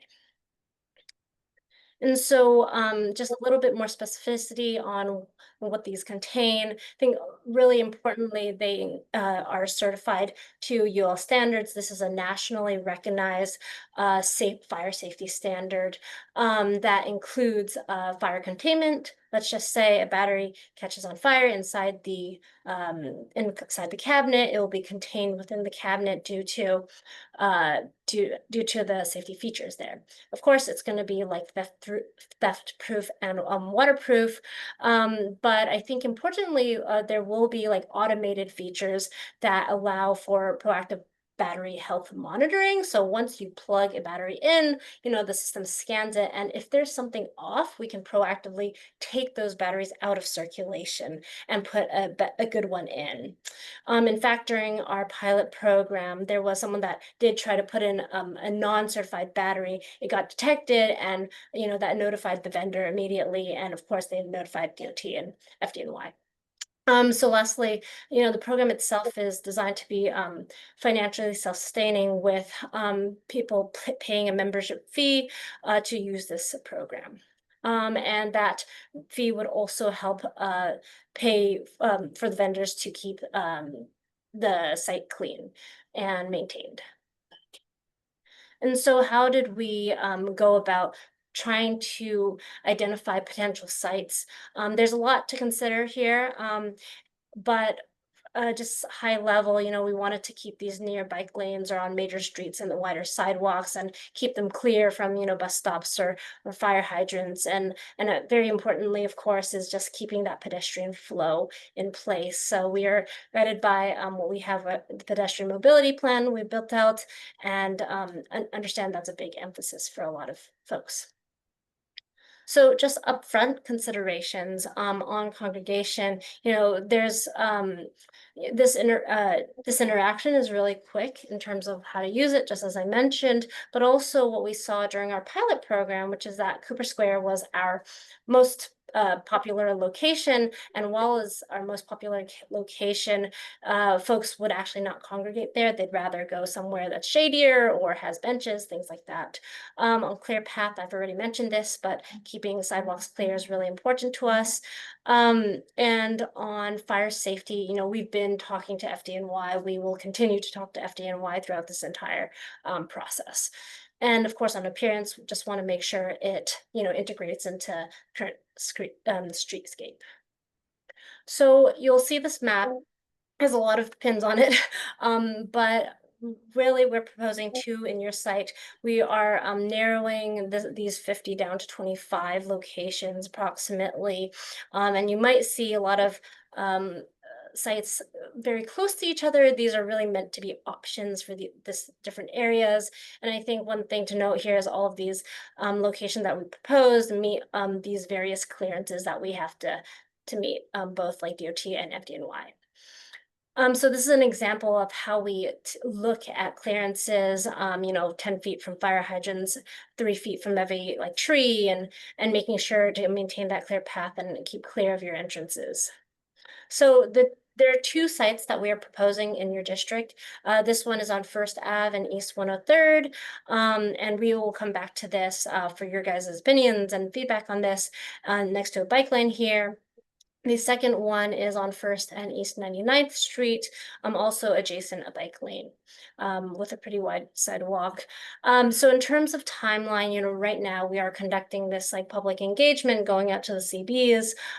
We are also talking to advocacy groups, the bids, and we just did a delivery worker outreach last week, and we continue to plan to do more. In terms of, when this might all happen, the design and engineering will begin later this year. We're going to try to finalize the site selection by the end of this year and begin construction early 2027. The program won't launch, of course, until 2028. So that is pretty much it. The last thing I want to say here is, this is the time we are really taking feedback. We encourage everyone to, if you're interested, fill out the public portal to be able to give us your comments. Of course, we want to hear from you today and take that information back with us so we can better cite these. Thank you. Thank you, Lenny. Do you have a question? I noticed, I'm sorry. Yeah, because this is right by Metropolitan Hospital. This is a problem. 99th Street is a problem in and of itself because of that sanitation garage. Now you're gonna put this e-bike charging thing there. I have a problem with this just all around. You're showing this little area, this nice little area of Metropolitan Hospital after they did this whole reconstruction based on supersonic sand, but you need to like go a little bit further where you're showing 99th Street and how that's going to be a problem. First of all, you're saying this is for convenient for delivery workers. I know what delivery worker is going to be around it, but there will not be any delivery workers over there. You have Metropolitan Hospital, you have the DSNY sanitation garage, you have a school, and you have Draper Hall. I have a big problem with this. That's so with the location. The location. And also in terms of this charging unit, do we have like an environmental impact study or some other study in terms of like what that might emit or what that little charging station in and of itself? I have questions about that. Yeah, I hear you. So, sorry, what is your question on that? The actual e-bar charging station in and of itself. I have a concern about that in and of itself. Is there any harmful effect of that? Does it emit anything? Should we have an environmental impact study done? You have like some little thing to put there. People put stuff in and out. That's a battery, right? A lithium-ion battery. That's a problem. So I want to know what the harmful effects of that. And also, I have a problem with you putting this proposing to put this here. Have you spoken to Metropolitan Hospital? Have you spoken to the surrounding area? 2 questions. Like answers to both. Mm-hmm. Yes. Okay. So in terms of, and thank you for your comment. This is the feedback we want to hear. In terms of the safety aspect. So the fire department, as we did our pilot last year, we talked with the fire department on the actual danger effects of something like this. The reason why I emphasized certified batteries and certified cabinets is that when I say certified, that is not necessarily just a checklist, right, of approvals, but these cabinets have to go through pretty rigorous tests. They have to literally be simulated in an explosion or in a fire, like what happens when you just put this in a fire, right? So these are going through that rigorous process to make sure that they're actually safe to have around people and to use. So I think that's part of it. And of course, we're looking into any other harmful effects of this. But what we know right now is that, they're relatively safe to use. And we are making sure we talk with the fire department to ensure that that is the case. The second part on Metropolitan Hospital, we have not spoken with them yet. This is a proposed location. There's no, confirmation that this is going to happen. That's why we want your public feedback. If there are better locations, if you have a location in mind that you'd like to share, that's what we want to hear from you all on. So yeah, that is what I have to say about that. Back to the whole thing about this is convenient for delivery workers. There are no delivery workers. What delivery workers? Sure. Okay. Yeah, no, I was gonna I understand. Carlos gonna follow. Well, I mean, I'll give it. Oh yeah. Yeah. And so yeah, there's But again, that's proposed, and I'm sure. Yeah, and your main thing, you need to speak to Metropolitan Hospital and the surrounding area. So I think this is going to be a no. I'm going to let you know in advance. That's going to be probably a no. I'm looking for another site. And then the one or third, the other one, the residential area, I'll let someone else speak for that. I live a block from this, so that's my main concern. So where was your pilot program done? Where was that at exactly? Yeah, so there was 5 locations. One in Washington Heights, Cooper Square, downtown Brooklyn area. I think one Essex Market, and what's the last one? I think, yeah, forgetting a Brooklyn Army Terminal. So when you did these pilot programs, you spoke to the residents in those neighborhoods, you spoke to the stores in those neighborhoods, and they all agreed that this was a good idea? For the pilot program, it was very temporary. It was only a 6-month thing. And so these cabinets are no longer in those locations right now. It was a temporary thing. And it was mostly focused on just seeing if the technology worked. There was, I think, some consultation just with the users of the program to make sure that they wanted to try this out. But I don't know if we spoke to individual residents in the area. Elaine, let me jump in real quick. Bunch of kids in the room and you gave them candy. It was like, okay, I want some, but you didn't actually speak to the parents of those children to find out whether or not it was good for them to have. I mean, you guys are going around what you should be doing. Again, you guys are sitting around deciding what you think we need, what we want, and you're going ahead with these ideas, and you're not consulting with the actual people who have to live around these things. I mean, they're here tonight. Okay. So they're Yeah, This sorry, is like, this is still 2 years out, so I appreciate this more to Right. Then the other bus one, lane the bus telling lane, us that yes. in 2 It's weeks. doing- In 2 weeks, right, yeah. Sage, and then I have a few questions. Elaine, were you gonna say something before, I feel like you were about to respond. Jose? I'm sorry to interrupt. Patrick, you wanted to say something? Yeah, hey everybody, and sorry for not Patrick, introducing. introduce yourself, please. Yeah, hey everybody, I'm Patrick Smith. I'm also at DOT. Elaine's on my team, and I was around for the pilot program. Like she said, it was a quicker deployment, but we did work really closely with the bids in the areas and the folks, the partners who maintain the public space. And those consultations were really valuable just because those folks are on the ground all the time. They put a lot of time and love and sweat into caring for those spaces. It's not the same thing as talking to every resident in the area. Totally grant that. But just want to note that that feedback was a part of our process. Our partners were pretty positive about the technology, and they didn't see they didn't express any sort of frustration about how the technology was being used or what the folks that were using it were doing in the space. You didn't get out the community though. That's what I'm hearing. I don't because they're gonna be making some money, and the community just gonna have it there and always be in trouble. And you talk about spaces.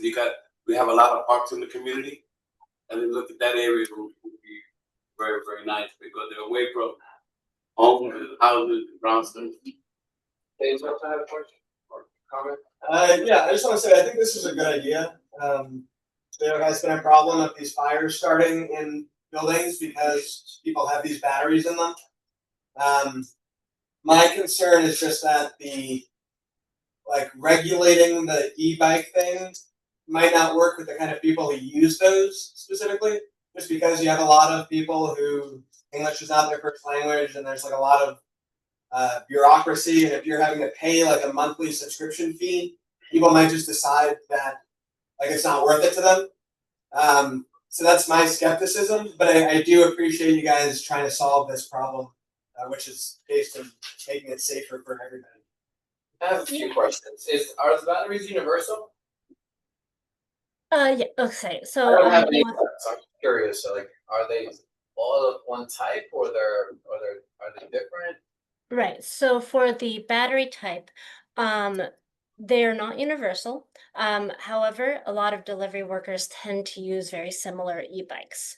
And I think you've probably seen around some of the companies that just on the street, right? So because this program is really focused on serving delivery workers, we believe kind of just like the use case for this and making sure that we're tapping into the bikes that they primarily use are a part of the RFP process as we select the vendor. We also want to ensure that the vendor doesn't just have like one, not building a monopoly or anything like that. So making sure that they actually have a wide variety of e-bikes that it's compatible with for the battery. I do want to just respond. Oh, yeah, go for it. So this isn't free. What's the membership price? Or do you have a rough idea of what that would be? So I can only say right now that what I've seen on the market is a couple of dollars per day, but we would need to finalize that through the RFP. This administration, affordability is obviously very important. So being able to negotiate that and ensure kind of affordability at the core of this is really important for us. A couple of dollars a day, the 30-day month tends to add up. So it's like $1, $2, $4, like a couple is very like big. Yeah. And this doesn't necessarily this doesn't necessarily stop the issue with, this is good for recharging. So someone will come, their battery's low, they will recharge. However, at night, they are going home for the night. They will still take that battery upstairs into their apartment. It doesn't stop that.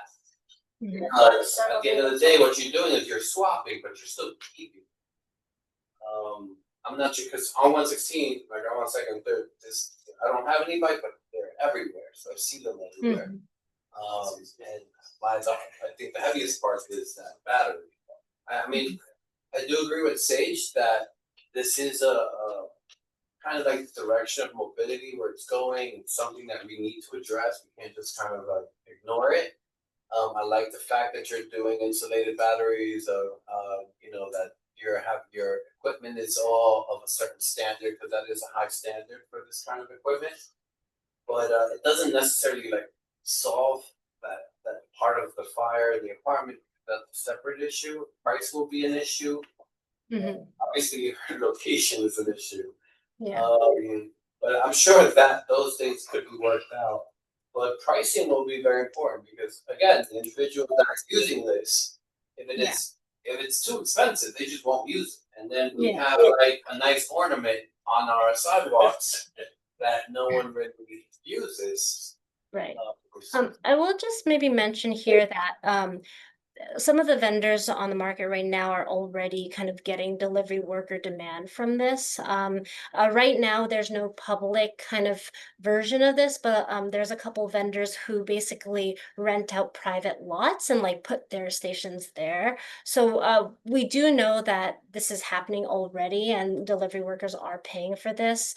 From an economic standpoint, which is totally fair, like why would anyone pay money for things, right? I think in terms of like owning a battery, there's still a maintenance portion to this. Like batteries are not that cheap. And so kind of the idea of like you don't have to maintain it yourself. You can also kind of swap out the battery so you don't have to spend time charging and you can do more of your job to make money. Those are kind of different reasons that workers might consider. Yeah, I agree with you. You don't have to sell me on the concept. I think the concept is a sound concept, not just for delivery workers, but as people start using it more, you will start getting more usage of this. I like my bike with pedals, but but I could see where like someone elderly or you see that the city bikes are like have a hybrid kind of functionality to it.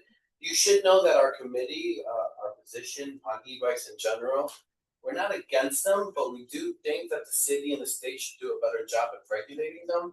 These vehicles do cause a significant public safety issue. We had a fatality in our community on Pheasant in what was that, 119, 120? 119 an elderly person was killed. They ran into them. These vehicles are not a bicycle.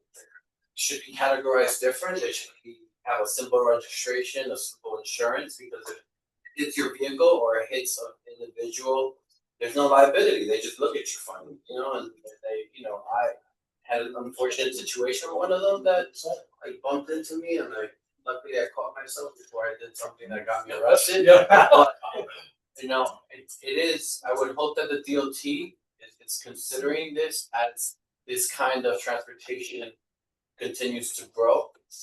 We've asked for these things. We believe that it should have some kind of simple insurance. Like if you have a very small 50cc scooter, you still need a particular kind of license, and you need to have a registration. That's only $25. The insurance is $100 a month. So those kind of pricing doesn't affect the kind of individuals that use this. Because we have to consider that, like a delivery person's like how much money they make. But it does. What it does do is kind of protect the rest of the public. And right now, there's significant concern with, you know, you're walking and they can hit you, and then who covers what? No one covers. Now you have an injury. Mr. Jewel? I really want to hear more about the PEC. Who's the manufacturer of that? Are they all the same? And people are actually charging it, that thing will actually charge a battery. Is that what you're saying? Yes. And I don't know about the manufacturer and the specification about that actual PEC. Can you provide that information right now? Could you send it to us? Elaine, do you have those specifications? I'm sure you have this device already. I don't know, because I want to know about this. You're talking about the vendor. The charging station, the actual charging station. Yeah, so the selected vendor, we have not selected a vendor yet. There are many kind of out there that we'd like to, you know, have apply for this, but I can't send specifications just because we haven't chosen anything yet. There are things you can look on. Yeah.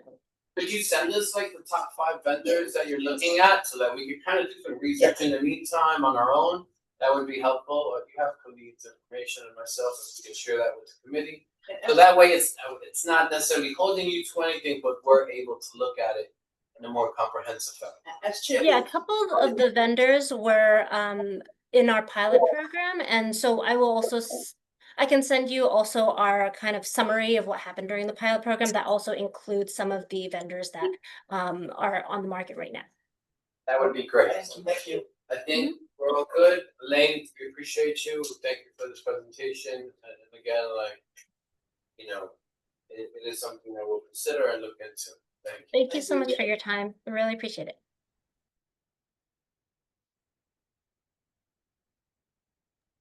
All right, we're gonna go into old business, which starts with street code maybe, which Jesus. I'd like to get that we have here. However, we do have a situation. You guys are just on the agenda. Raphael, I'm sorry, you say something, or You don't need me anymore? no, thank you. No, actually, I'm sorry, Raphael, do we need? Rafael, we do have someone who wants to inquire about the open streets issue that we've been discussing online. Yes.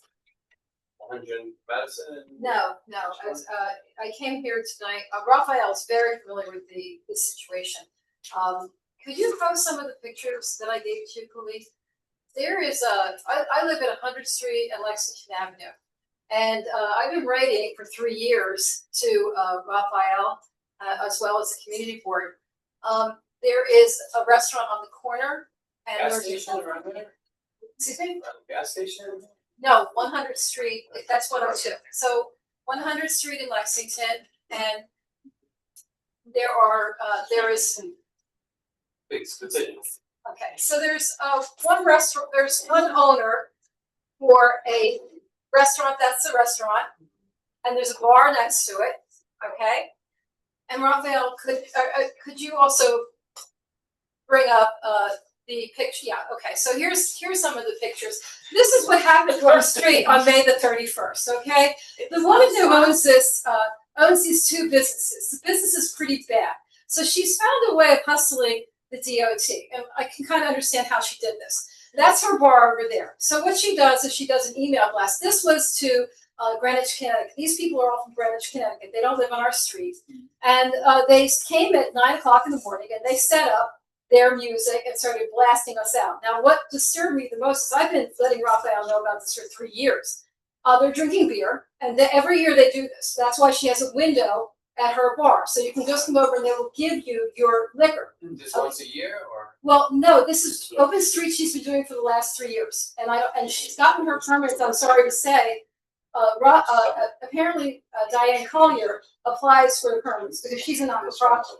But this woman is a for-profit business. Well, we never see anything for Diane, we never see anything for Uptown New York, it's called Uptown Grand Central. Yeah, what's Uptown Grand Central doing Yes, still so- downtown? What I tell you guys is that we've been going crazy for 3 years. And my neighbors and me, okay, and John is back here, Amy's on there. If you stop that for a second, we just want, this year, you got a letter apparently from DOT that requested that she got even more time. So now she's getting from May the 29th to September the 6th, every single weekend, Friday to 9 o'clock, Saturday to 9 o'clock, Sunday to 9 o'clock. And she's not, that's the junk that's in front of her restaurant. This woman doesn't have a permit for a cafe. I don't even know if she has a liquor license or not. But I know that what she's done is for $5,000, she got a shed, and she also put a terrace around her restaurant and the street itself. Now, if you could show the tables on the street, because all of the tables are on the street with menus on them, because it belongs to her. These are her tables. There's yellow and red tables, they belong to her. This is from a couple of years ago, just to show you, it's been going on for a long time. So the deal is that this for-profit business is making a shitload of money off of this so-called not-for-profit open streets. This has nothing to do with open streets. This has to do with somebody making a boatload of money. Now, as Khalid will tell you, I sent about 80 emails to him today with pictures, with my correspondence, with my writings. I have called Raphael every year. And this year, we decided that what we should do is just sue everybody that's involved. The people that issue the permits, I'm sorry to say, they have to sue the community board too, because they, as an advisory board, said, go ahead and do it. And well, that's according to what Raphael tells me. So I don't know. He tells me that you have the power. We don't, Raphael, we don't issue. So feel free to sue city representatives. I don't want to do that. This is what we want. We want, according to Raphael, you have 45 days right now. Actually, we're on the 20th day, but to rescind their license, their permits, because this program is supposed to be for not-for-profits. It's turned into an open bar. That's what it is. It's a bar. And this woman is making a ton of money off. There's all her tables on our street, and the street is closed completely. Now this street holds about 80 cars on both sides, and that means from Friday, Saturday, and Sunday, nobody can park on this street. Okay, but it's not just that. None of these people are from our district or our neighborhood. I worked at Bergdorf Goodman. My customers were getting her email blasts to come to this street thing. So it's been nothing but horribleness for all of us. I'll let John go into it. This last weekend, the first weekend, was the kickoff, and at 9 o'clock, we were all blasted out of our beds with house music. They have no regard for us whatsoever. They don't care that anybody lives on our block. Now, the other thing I want to tell you is that her trash ends up on our side, and my building, my landlord, has gotten tickets from the Department of Sanitation. She didn't even offer to pay them, okay? It's also throws other restaurants into a frenzy. The carrot cake place underneath us, which used to be a bakery, started competing with her, and now they were selling beer. So everybody's selling beer, everybody's drinking beer, these kids from Greenwich are not just drinking beer, they're drinking hard liquor, and it's just used as a festival to get drunk for yippies that you really from downtown. So this is 100th Street between Lex and 3rd? This is 100th Street between, yes, I'm sorry, this is 100th Street between Lexington and 3rd Avenue. Okay. And according to what Raphael tells me, to go back, wait a minute, there's the owner having a brewski with one of his friends. And there's this big gigantic thing. This is huge. This big thing they're making. So this weekend, what they're going to do, she's gearing up for the games, the soccer games. That's why there's that gigantic shed. Then there's the open space in the front, and then she's using the sidewalk too. You can't even walk down the sidewalk. There's a few other pictures if you want to go down and find some more of them. I'm sorry. Raphael, when is the cutoff date to rescind this? Because we're not going to be able to do this tonight. We got research. Jose? Grant Central. We could probably do it in the executive, so I want to make sure. Let me just share with you what we have done after we received these complaints. Oh, could John also speak about his experience? We can do that, but just. Okay. No, she's correct. She's correct in everything she's saying. We have called the client in this case, the partner in this case, and we have expressed our concern based on what the complaint we have received from the residents, and we are taking those things seriously. However, when they come to us for the application for the open street, we relied on the community board on whether this partner in the open street program is someone that or the organization. Raphael, I'm sorry, I chaired that committee. You're really gonna sit here and say that? Are you really gonna say that? That you relied on us? Really? No, of course. You have, let me finish. You make the final decision. Let me finish. No, that's ridiculous. No, let me finish. Let me finish. You can't receive, excuse me, let me finish. You receive a letter letting you know that DOT has approved this open street, and you have 45 days to let us know whether that is a bona fide open street program. I mean, a bona fide partner in the open street program. But that's very misleading.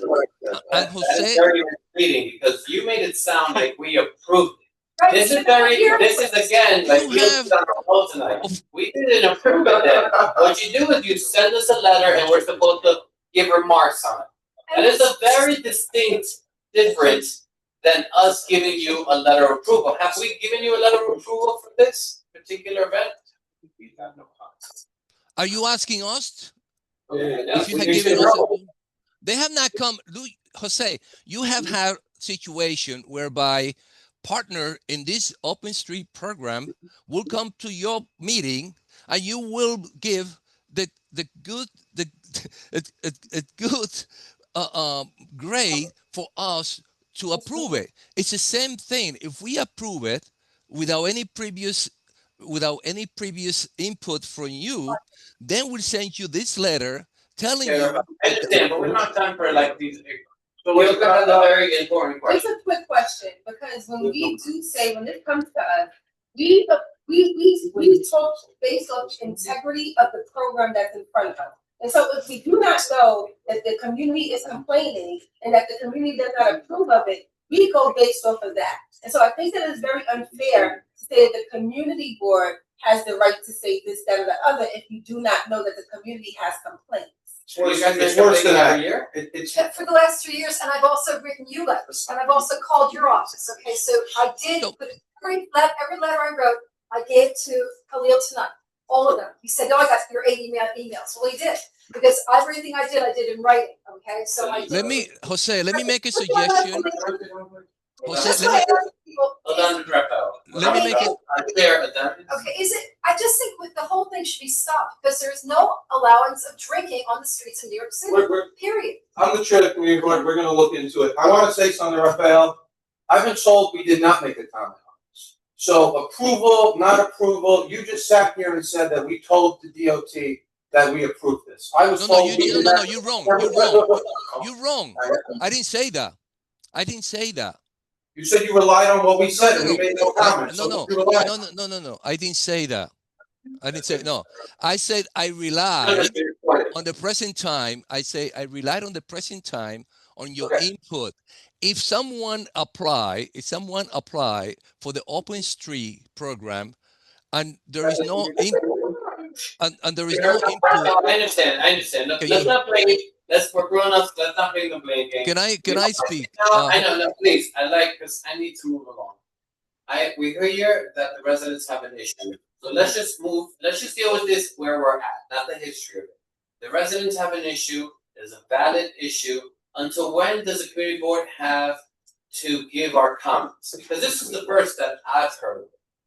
And I will hear John in the morning, I'm sure John Terry. Just Until what date? Because I okay. need to know No. if it This goes is to full board or if it goes to executive. you which is could next you week could or the following week. you could do it anytime as soon as possible. Send the letter to Because us. we do want to reach out to Uptown Grand Central because we do have a relationship with them. We did not know there that you they go. were responsible for that. Okay, that so and everyone else. Like we're not going to make a decision right now because we do have a relationship there. We're going to reach out to them, let them know that the residents are here. so let me make a suggestion. Okay. Yes. Let me make a suggestion. If you are hesitant to write a letter to us, let me finish. Let me finish, Jose, please. Let me finish, please. If the suggestion is, if you're unable to write a letter tomorrow and send it to us SAP, okay? Then what I would suggest you do as a leader in the community, you go to this partner in this open street program and you tell them what it is that this resident are coming to you with, because we had done that from our vantage point. He's telling you. You're repeating me. No, but like I said, we're going to reach out to Uptown Central. But you know, we never. But what is said the exact date? I would like to know if there's a hard date. Because we meet full board next week and we meet executive the following week. So I need to know if I bring this up to full board or, so like, I just need to know if there's an exact date. Bring it. It was 45 days from when? You're at the 20th day. Bring right it. Let me just allow me to say this. You could write the letter anytime. Okay? If you want to, you could write the letter. Send it anytime. We're going to do something at full board, which is next Tuesday, which allows us to speak to the residents, allows us to speak to Uptown Grand Central, and then we can have that. And I'll go there. I just want to say something to you though. We never see Uptown Grand Central. They just get the permits. It's like they get the permits and then she goes in and turns our street into a for-profit business. They have nothing really to do with this. And once in a while, she'll schlep out some kids with some chalk so it looks okay. But these are props. The children are used as props. The real deal is get those yuppies in there, get those drinks going, and get that business moving. Because they have to do anything. John, go ahead. I mean, I'm not sure exactly what to add. To me, there's a lot of comparison to other issues that I've heard tonight. And I also would just like to say it's my first time I've ever been to a community board meeting. I want to thank you for your work because this sounds like stuff. And I appreciate the time you do. The comparisons would be that as far as like how it serves the community, you may go there much like someone shows a picture of a bus at a certain time and what the issue is. You may go there and it's going to look great. Sometimes there's beautiful music. I've heard that it's live music from people who are from the neighborhood. It can be very, but there have been more than enough occasions where it's like the adults left and the teenagers have thrown a house party and have the keys to everything, and it's just. I mean, drinking in public. Can you excuse me? Can you introduce yourself so I know who's speaking? Hi, my name is John. John is a resident. I live in the building across the street, and I have had many conversations with people in our building. Unfortunately, I don't know anybody in the building across the street. There are other people that can testify to the disruption to their life. We have a plan. I don't want to cut but we're gonna have a plan. We're gonna be reaching out. We have your contact information. We take this seriously. We're gonna reach out to Grand Central. We will deal with this by next Tuesday at full board. During the business to make sure that we fall within that period of time. So. Well, do you want me to give I had to take my mom this week, but we have some petition. That's some cakes. Did you say cakes? It's right there. Mr. Kelly wasn't here. You can give us a petition. Wording is a little bit hard on here. And again, like sometimes like email and phone, like these meetings happen every month. Other than July and August, sometimes July and August. You know what, I'm not even gonna do it because it just only has 2 signatures, so I left the other one back. And you can send it to us electronically. I But we will definitely be speaking to Please you. understand the dynamic. It is Uptown New York gets through the door, but a for-profit business in this, okay? Okay. It is very alarming to see that kind of. Somebody's gonna take care I mean, I can't believe the people that are coming to our street. Well, look, we can issue a statement, they're gonna get it, so the parties that are here that are supposed to be able to. We'll see how much sway we have, apparently we can do this thing, so. We'll try that. I talked to CFT, gave the permits, they can rescind the permits, but he said, come here. They like to make us. Okay. Raphael. Yes. We're going to the street co-naming, no, I'm sorry, thank you. We're going to the street co-naming, it's my understanding that, you guys submitted a street co-naming, but you are missing information, which is why you're not on our agenda, otherwise you would be on our agenda tonight.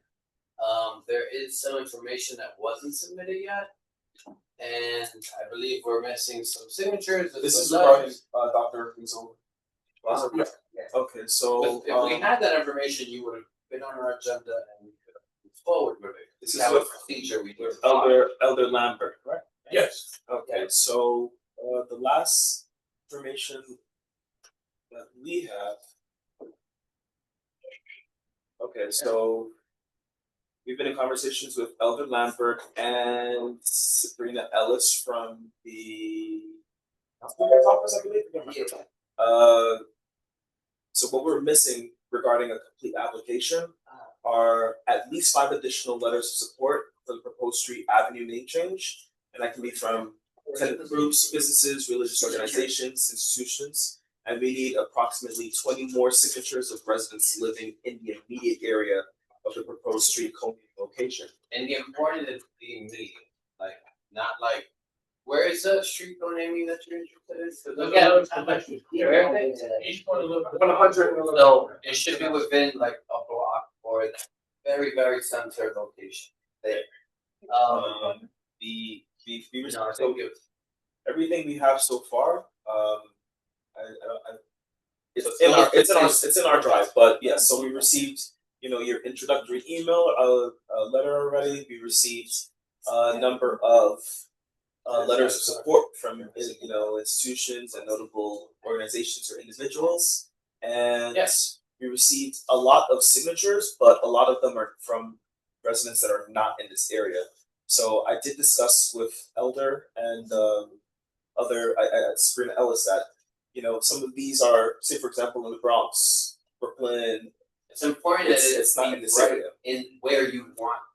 Like that's what immediate means. Like I have a question. Sure. Although they attend our church, now they are members of our church.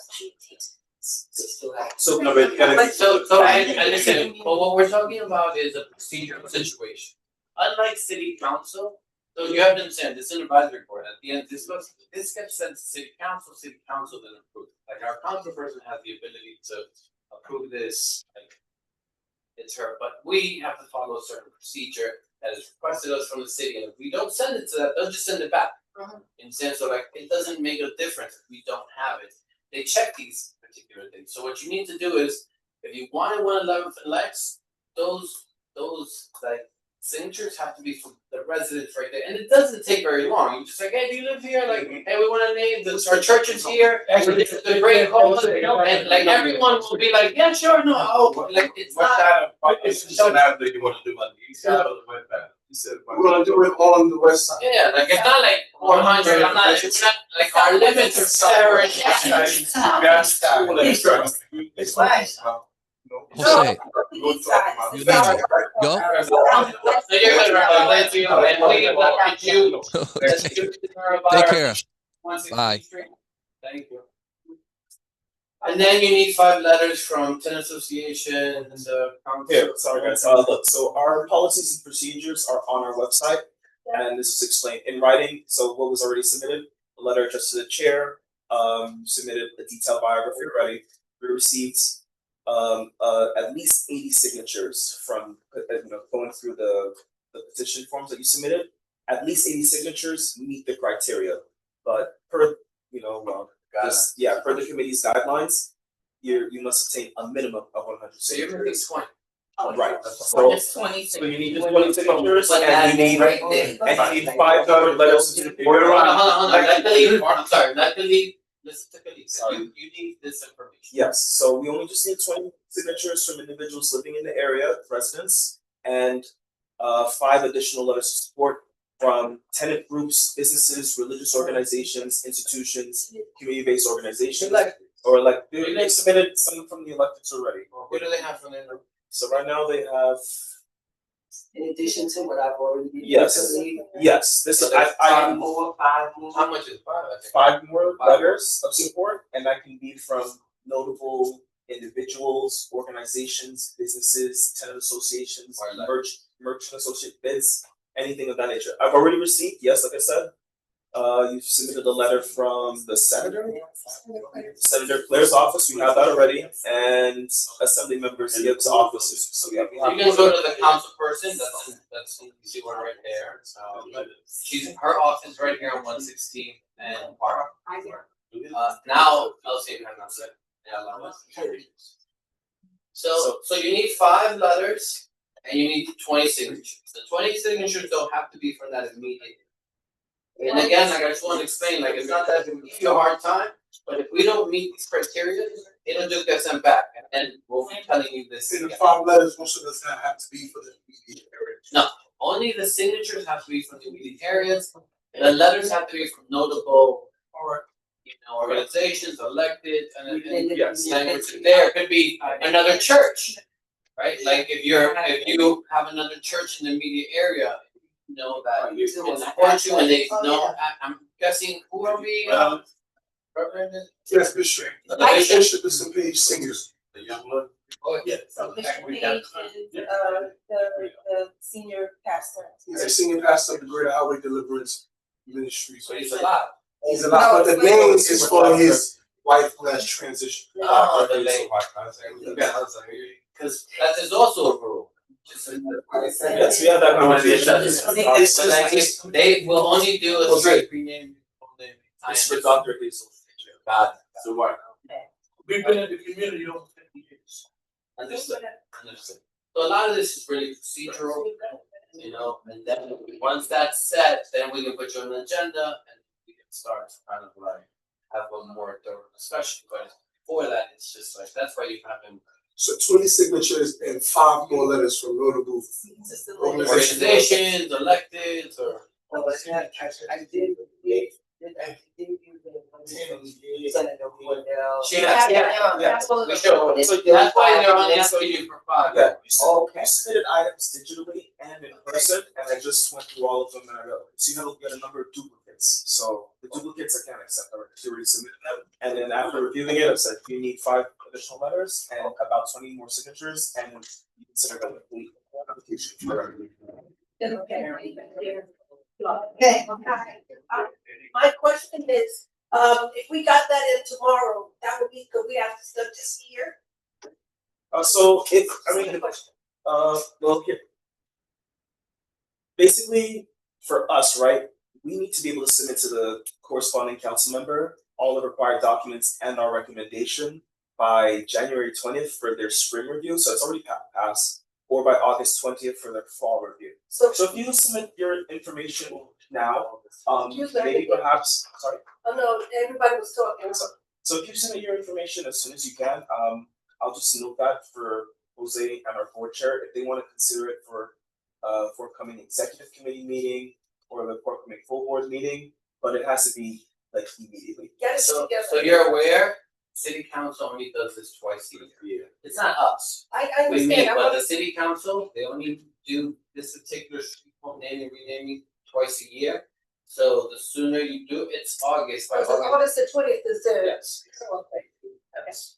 If you don't meet August 20th, then you would go for the spring review. So it's not like it's like you won't get it. It just will be delayed. Okay. Just for your. Yes. Thank you so very much. And thank you for keeping us company. We love it. We love that you can hear all these. And I'm happy that you agree with most of what we said, because I see you're sick. And hopefully we can talk some sense into the city, you'll see, but that's always. And it's not. I grew up in that. What is your next meeting? Next in-person meeting. No, September. So the next person meeting, I just a few emails. Well, we have this meeting once a month, but we have a full board meeting. Maybe all meetings going to recess during the summer, unless the chair, like the committee chair and the board chair, along with the committee members. During this time this summer to consider NIL. So I can make, yeah, better business, going July and August. Yeah, and we're hybrid, so we in person and virtual, unless it's like a holiday or a weather. You have a business card. Yes, I have sorry. Please, I wanna know what else should I want to Everything. This committee, Night shift? that's housing. So just so you're aware, like, this committee is probably six transportation, nine shift on housing. We discussed it like very thoroughly there. Then we have a licensing and permit committee. We have children services committee.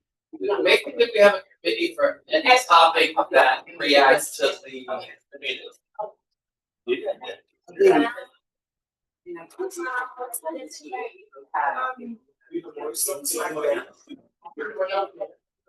Alright, so we had some old business. Did anyone bring any revisions for the street fund name? I love how passionate my committee's been. Yeah. We haven't done it. No one's brought it. What's already there is not sufficient. I maybe be able to look at it, put it more. And again, like chair is responsible to work with the committee, like we do it as a whole. So we now have this pending item. Let's see if we can look at it, you know. The lady about responses to any farm, that's still an ongoing investigation, so we'll get through the and you guys have an incident where the man died. Can we bring them in, though, like on a general way? I already brought them in, they can't. Ongoing, I don't mean that's a big investigation, I mean, how do they handle those situations? Like, clearly there was a lack of, like, well, what their procedures. We actually asked that. Right here, I wasn't there. We asked that, and they were very cagey. There was no precedent going on. But we will be following up on that. All right, we have some new business. We have an executive budget request response, industrial budget consultation. We have Sage Mason here, the chair of that committee, so if you'd like to have some words, Sage. I think it's just the committee's job to look at the request and figure out what we want to end up. Whoever we reach out to about how to make the request better. As long as it goes with this. Yeah, it's more a committee, so.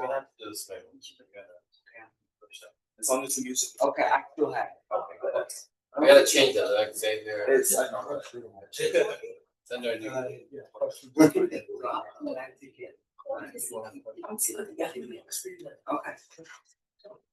Sorry about that, Sage.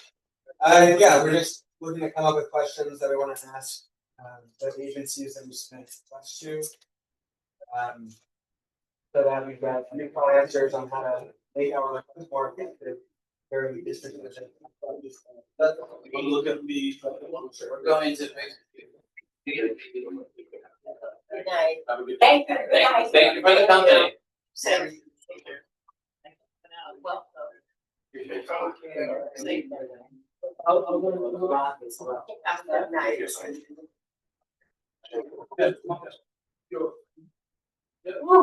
Lovely night. I love it. Oh,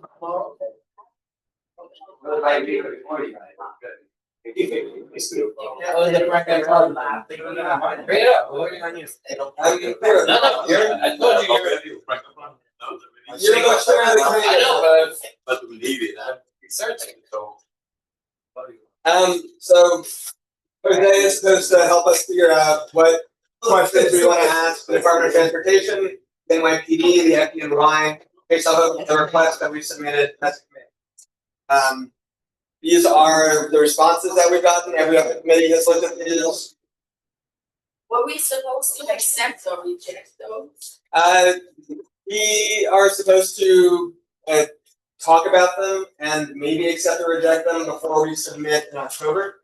But right now, we're just thinking of what questions we want to ask the agencies so that we can get feedback on them doing this better or addressing these, or how we can maybe edit these so that we get better responses in the future. So for the most part, you know, we got responses like further study by the agency and this request is needed. This is in response to better lighting throughout East Harlem and also flagging this location. Another one related to I believe this we got a. So this says inspection can be carried out in the this is in response to the sidewalk on East 124th Street by Wagner. I think we got a complaint about that. I heard sometime that's we got a response that that was They're gonna do it. yeah, So, apparently there's construction. Yeah. Do you all know Sage Mason is the chair of the committees? By comparison to having the good situation. So this one, I think we should so some of them, and I've said this at other committees, we need to really specify our request better. Like that says night shift. It should say night shift in Harlem. Because they could go do that in night shift elsewhere, and then they're just saying they did it. It should be specific always, I think, to here. Now, my understanding is what's happening now in the summer, that we're meeting with a particular agency and discussing each of these different, like, right, and actually asking them, like, how can we make this, like, improve on this, so that they can give a better response, is that correct? Yeah, what, let's say you have something general, right? And they said we accommodated it. You don't know where they accommodated, so that could also be a question, right? So you said that you did this, did you do it here? And that'll inform us that next time to ask more specifically, but Jose's right. These are like general questions based on your requests. And also just anything we want to discuss with, like, this is not necessarily, it's not exactly related to our district budget consultations. Really, we just want to like talk to city agencies about what they can be doing better, what we could do to help them help us. These are the requests that we submitted, and this is largely what has like informed our engagement with them thus far, as relates to the city budget. But really, we're just trying to figure out like how can we work with you to better serve us. And in tandem, we are also submitting these requests. We are doing this kind of iteratively. Ideally, every month we would look at any requests that have been submitted, and there have been some that we haven't talked about. But most of these requests are just agency feedback that we got from city agencies in our budget. First the preliminary budget and then the executive budget, and the adopted budget is going to come out in a couple of weeks. But it'll probably look similar to this. So really, we just want to know like what agencies do we want to reach out to, and what do we want to talk to them about. And you know, some are more responsive than others. We did this in the services committee, and DIFTA in particular, their responses were like not good.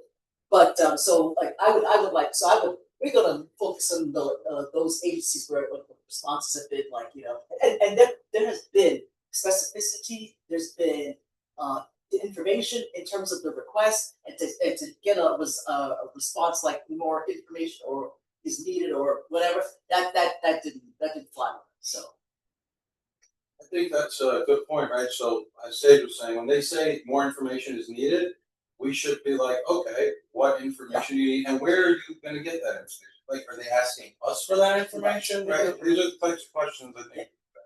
Yeah, I think one sort of general point would be that when they say something like further study by the agency of this request is needed, it'd be great to be like, what actions are you taking to study this thing?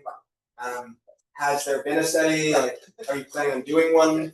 How much is the study going to cost? Like, make a budget request for the study. Just want to let you all know, you guys have the agency to contract out studies. You can, you can, let's say, for example, these transportation initiative organizations that come to us, they provide us with data.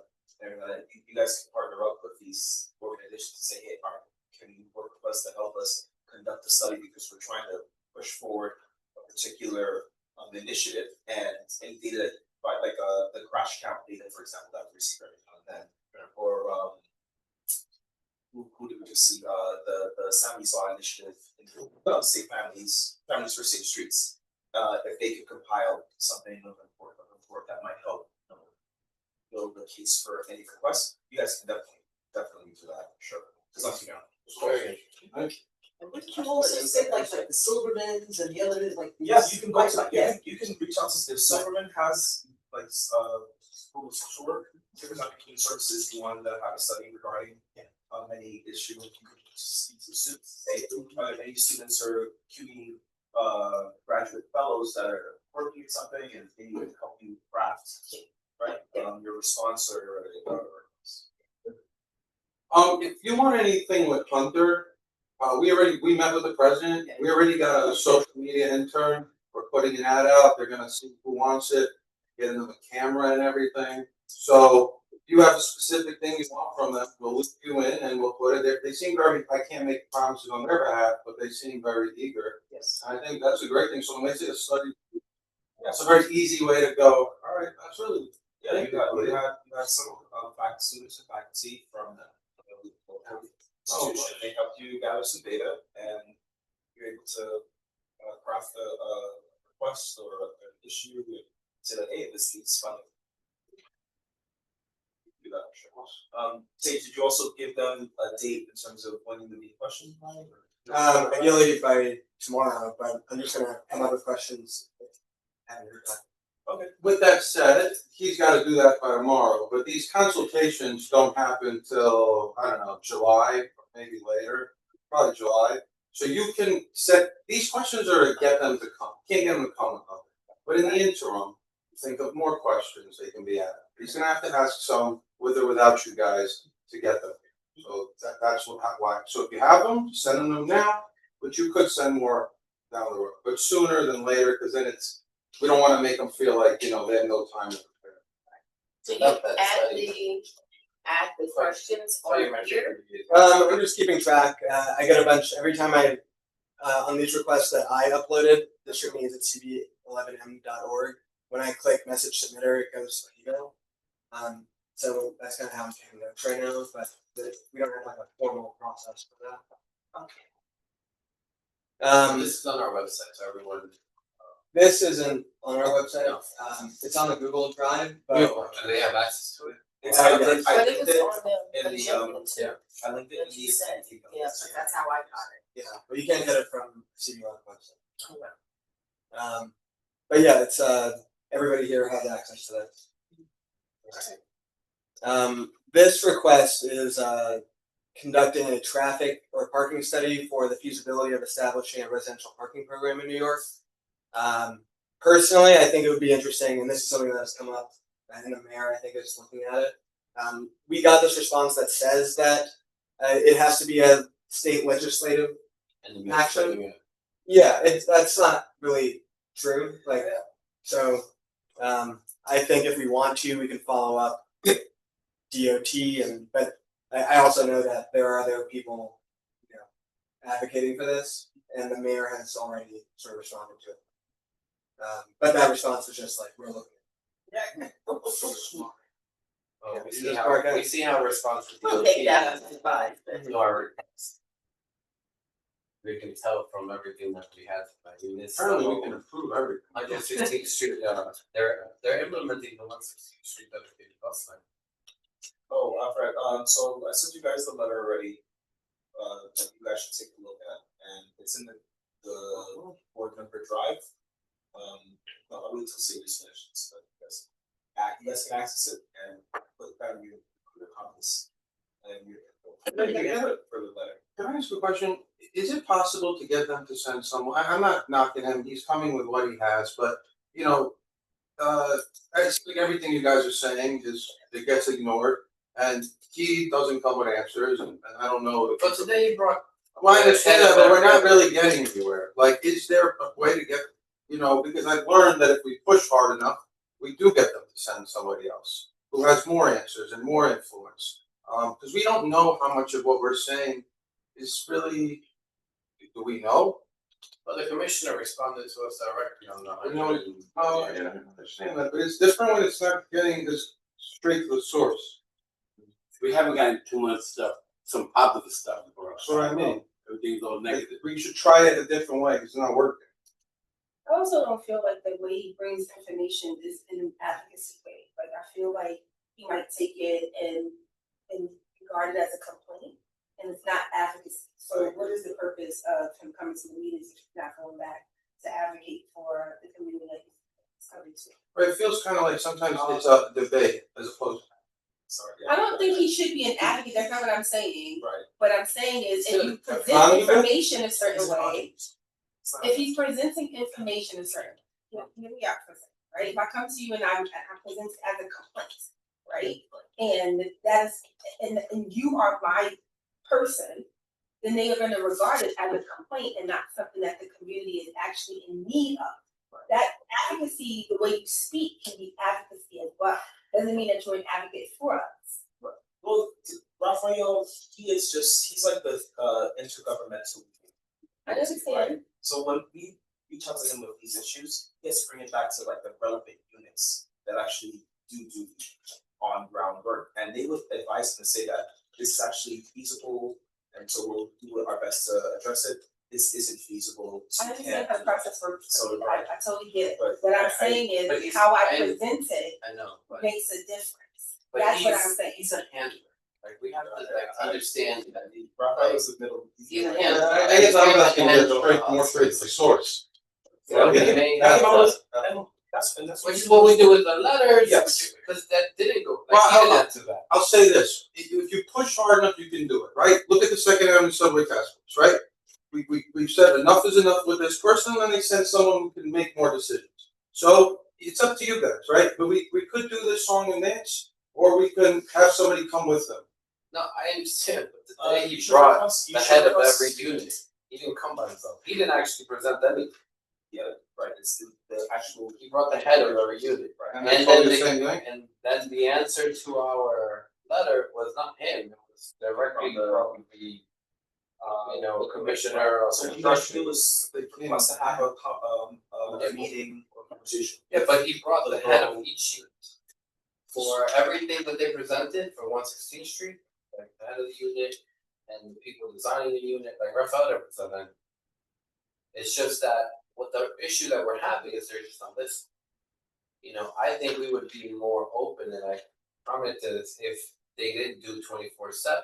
I think the businesses even would be like more like, all right, during rush hours, but I haven't seen 24/7 bus things like this avenue doesn't have 24/7 bus thing.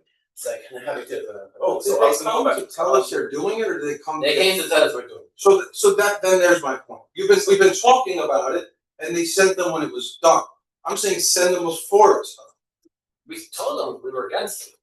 They just came back and said, we understand you're against it and we're gonna implement it in a few weeks. And they came. Who came when we told them we're against it? They were here. You told them straight. Oh, wow. They did say that they approved, or they did make some improvements. They said, oh, we approved this, or we made, we did hear you for this part. Yeah, they heard us for what was convenient to them. But the major positions, they were just kind of like, well, we think that it should be 24/7. All right, why should it be 24/7? Who needs a dedicated bus lane at 9 p.m. at night, 8 p.m. And they're like, oh, 116. I'm like, come on, man, I'm on 116 my whole life. Like, 116 does not have that kind of traffic. You want to hit traffic, you do First Avenue, you do Third Avenue, you do Rush Hour, Second Avenue now with all this construction. 116 does not have that kind of traffic. Not like that, where they're like, oh, it's walk faster than the bus. I think the whole kind of literally that. That's exactly what they said. Sort of. So I just typed out some additional questions I had. Most are related to just increasing like engagement. We got a couple responses that are like, we're gonna try and address this using existing resources. And I think in those cases, it would be helpful for the agency to tell us exactly what those resources are. And maybe solicit some feedback on how we can like help them make it so that people are aware of these resources and maybe it's getting to the places where it needs to get. Yeah, and then an overall question I have to basically like every agency we're going to talk to is like, how do you guys plan on addressing potential budget deficits in years to come? Because currently we're pretty, like the administration this year was able to balance the budget, close the gap, but it's projected to have another like $8 billion deficit next year and the year after that. And politically, I think things are going to be different. You're not going to have a governor run an election, and so we might get less state money. I thought you were like, No. I thought it was fine. so we'll see what happens. But if anybody has any other ideas or questions that we can ask any of these city agencies, NYPD, FDNY, DOT. Do we have the dates of when we're meeting yet or no? We haven't. The whole thing is we're getting questions tomorrow or Monday. We'll send invitations out, and they'll give out some of the questions. But we want all of these agencies here anyway. We're not gonna meet with them all at the same time. I realize that. I'm just saying we need to reach out to every single one of these agencies. Whatever day they come, you know. Yeah. Mondays and Friday we're doing the while.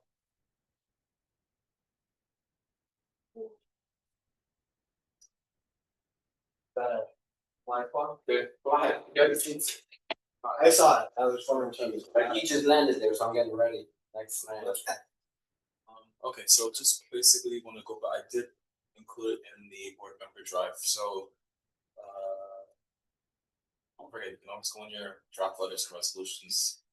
Okay, so this is the latest draft letter for the 116th Street, and then I said, I'll put it up.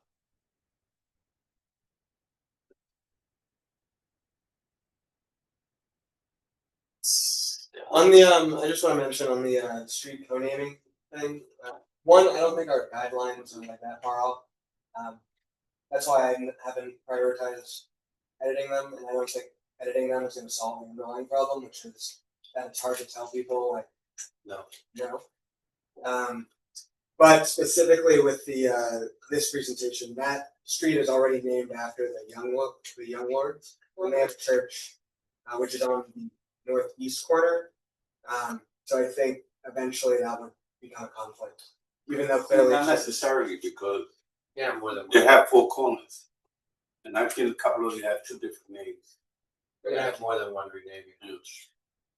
They did that for Marcel, 116.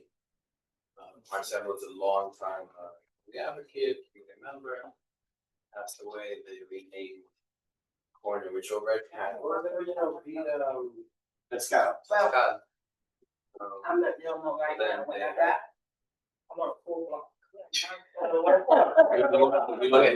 This is our Right, so it's just explaining that this is the draft that has been in draft for the past year. So you guys can go ahead. Yeah, so you guys, this is draft letter for 116th Street, bus and priority opposition. You guys can go into the letter and add, the concerns and suggestions that you have. You can, to Kyoko's point, you could definitely even add in an extra paragraph that you'd like DOT to be a little bit more forthcoming in in their advocacy for your needs. So you can highlight those in peak and off-peak time restrictions, strategic placement of the bus lane, priority bus lane. It's do your best to submit this letter to them as soon as possible if you'd like, but it's available for you guys to take a look at and add your comments. Okay. Thank you. I'm gonna rally up both businesses so they can start reaching out to our council person and I realize that's why you're saying. That's something contact with the team. Because honestly, Yeah, I think that's what has to happen. We gotta go through the elected officials. They're not listening to us. these small businesses can suffer. We gotta get them involved. Do we know if they're consulting with our local electeds and then if our local electeds take a position. So far, we just, we just CC them in the letters, right? But we don't. It's making a decision, it's arbitrarily, without even consulting anybody. This is a city agency, DOT. Right, but They still typically talk we just we notify the elected officials in the area, right? So it's they're aware of your position, and then you could reach out to LC, you could reach out to Councilmember Salon, Senator Serrano and Senator Claire, someone who gives, maybe also Assembly Member Jordan, right? Yes, thank you. Let them know that this is Even in the west side, like outside of our district, there's a 10. All those, most of those African stores are like small businesses. And again, it's a very, very same situation where people park for a moment, go in, come out, go on their way. I really have never seen the kind of congestion, but when the city wants something, they find a way to rationalize what they want. They find they're making studies that all of a sudden happened. But I think it's very important that we should, if they're gonna make a decision like this, they should do some kind of study so we know where it comes from. I mean, it's insulting that They don't our do that. position last year was no, and then they just came back, they were like, hey, we're gonna do this in this. If we start talking to the local electeds and bringing them into our process, maybe they can co-write these letters with us, rather than their names being at the bottom as a CC, the letter comes from all of us. How did it come from their office? Yeah. I don't want them to take all the credit. Alright, but they could, we'll just get it stationary, it's a lot quicker. That's true. Okay. So you want the roll call? Serrano, present. Let's go and excuse Carlos Diaz. Wanda Hopkins. Present. Thank you, Wanda. Hilda Jackson. Present. Christina Johnson. Jules Jones. Sage Mason. Alex Francis is absent. Don Sanders is absent. That's it, Chair. Thanks much. This week was our meeting. Appreciate you all. We're very, very passionate and energetic. It's the work we have to do. It's obviously, it's still crazy. We're gonna follow up on the arch candy with there. Oh, yeah. You gotta have me. I hear you. Killing me.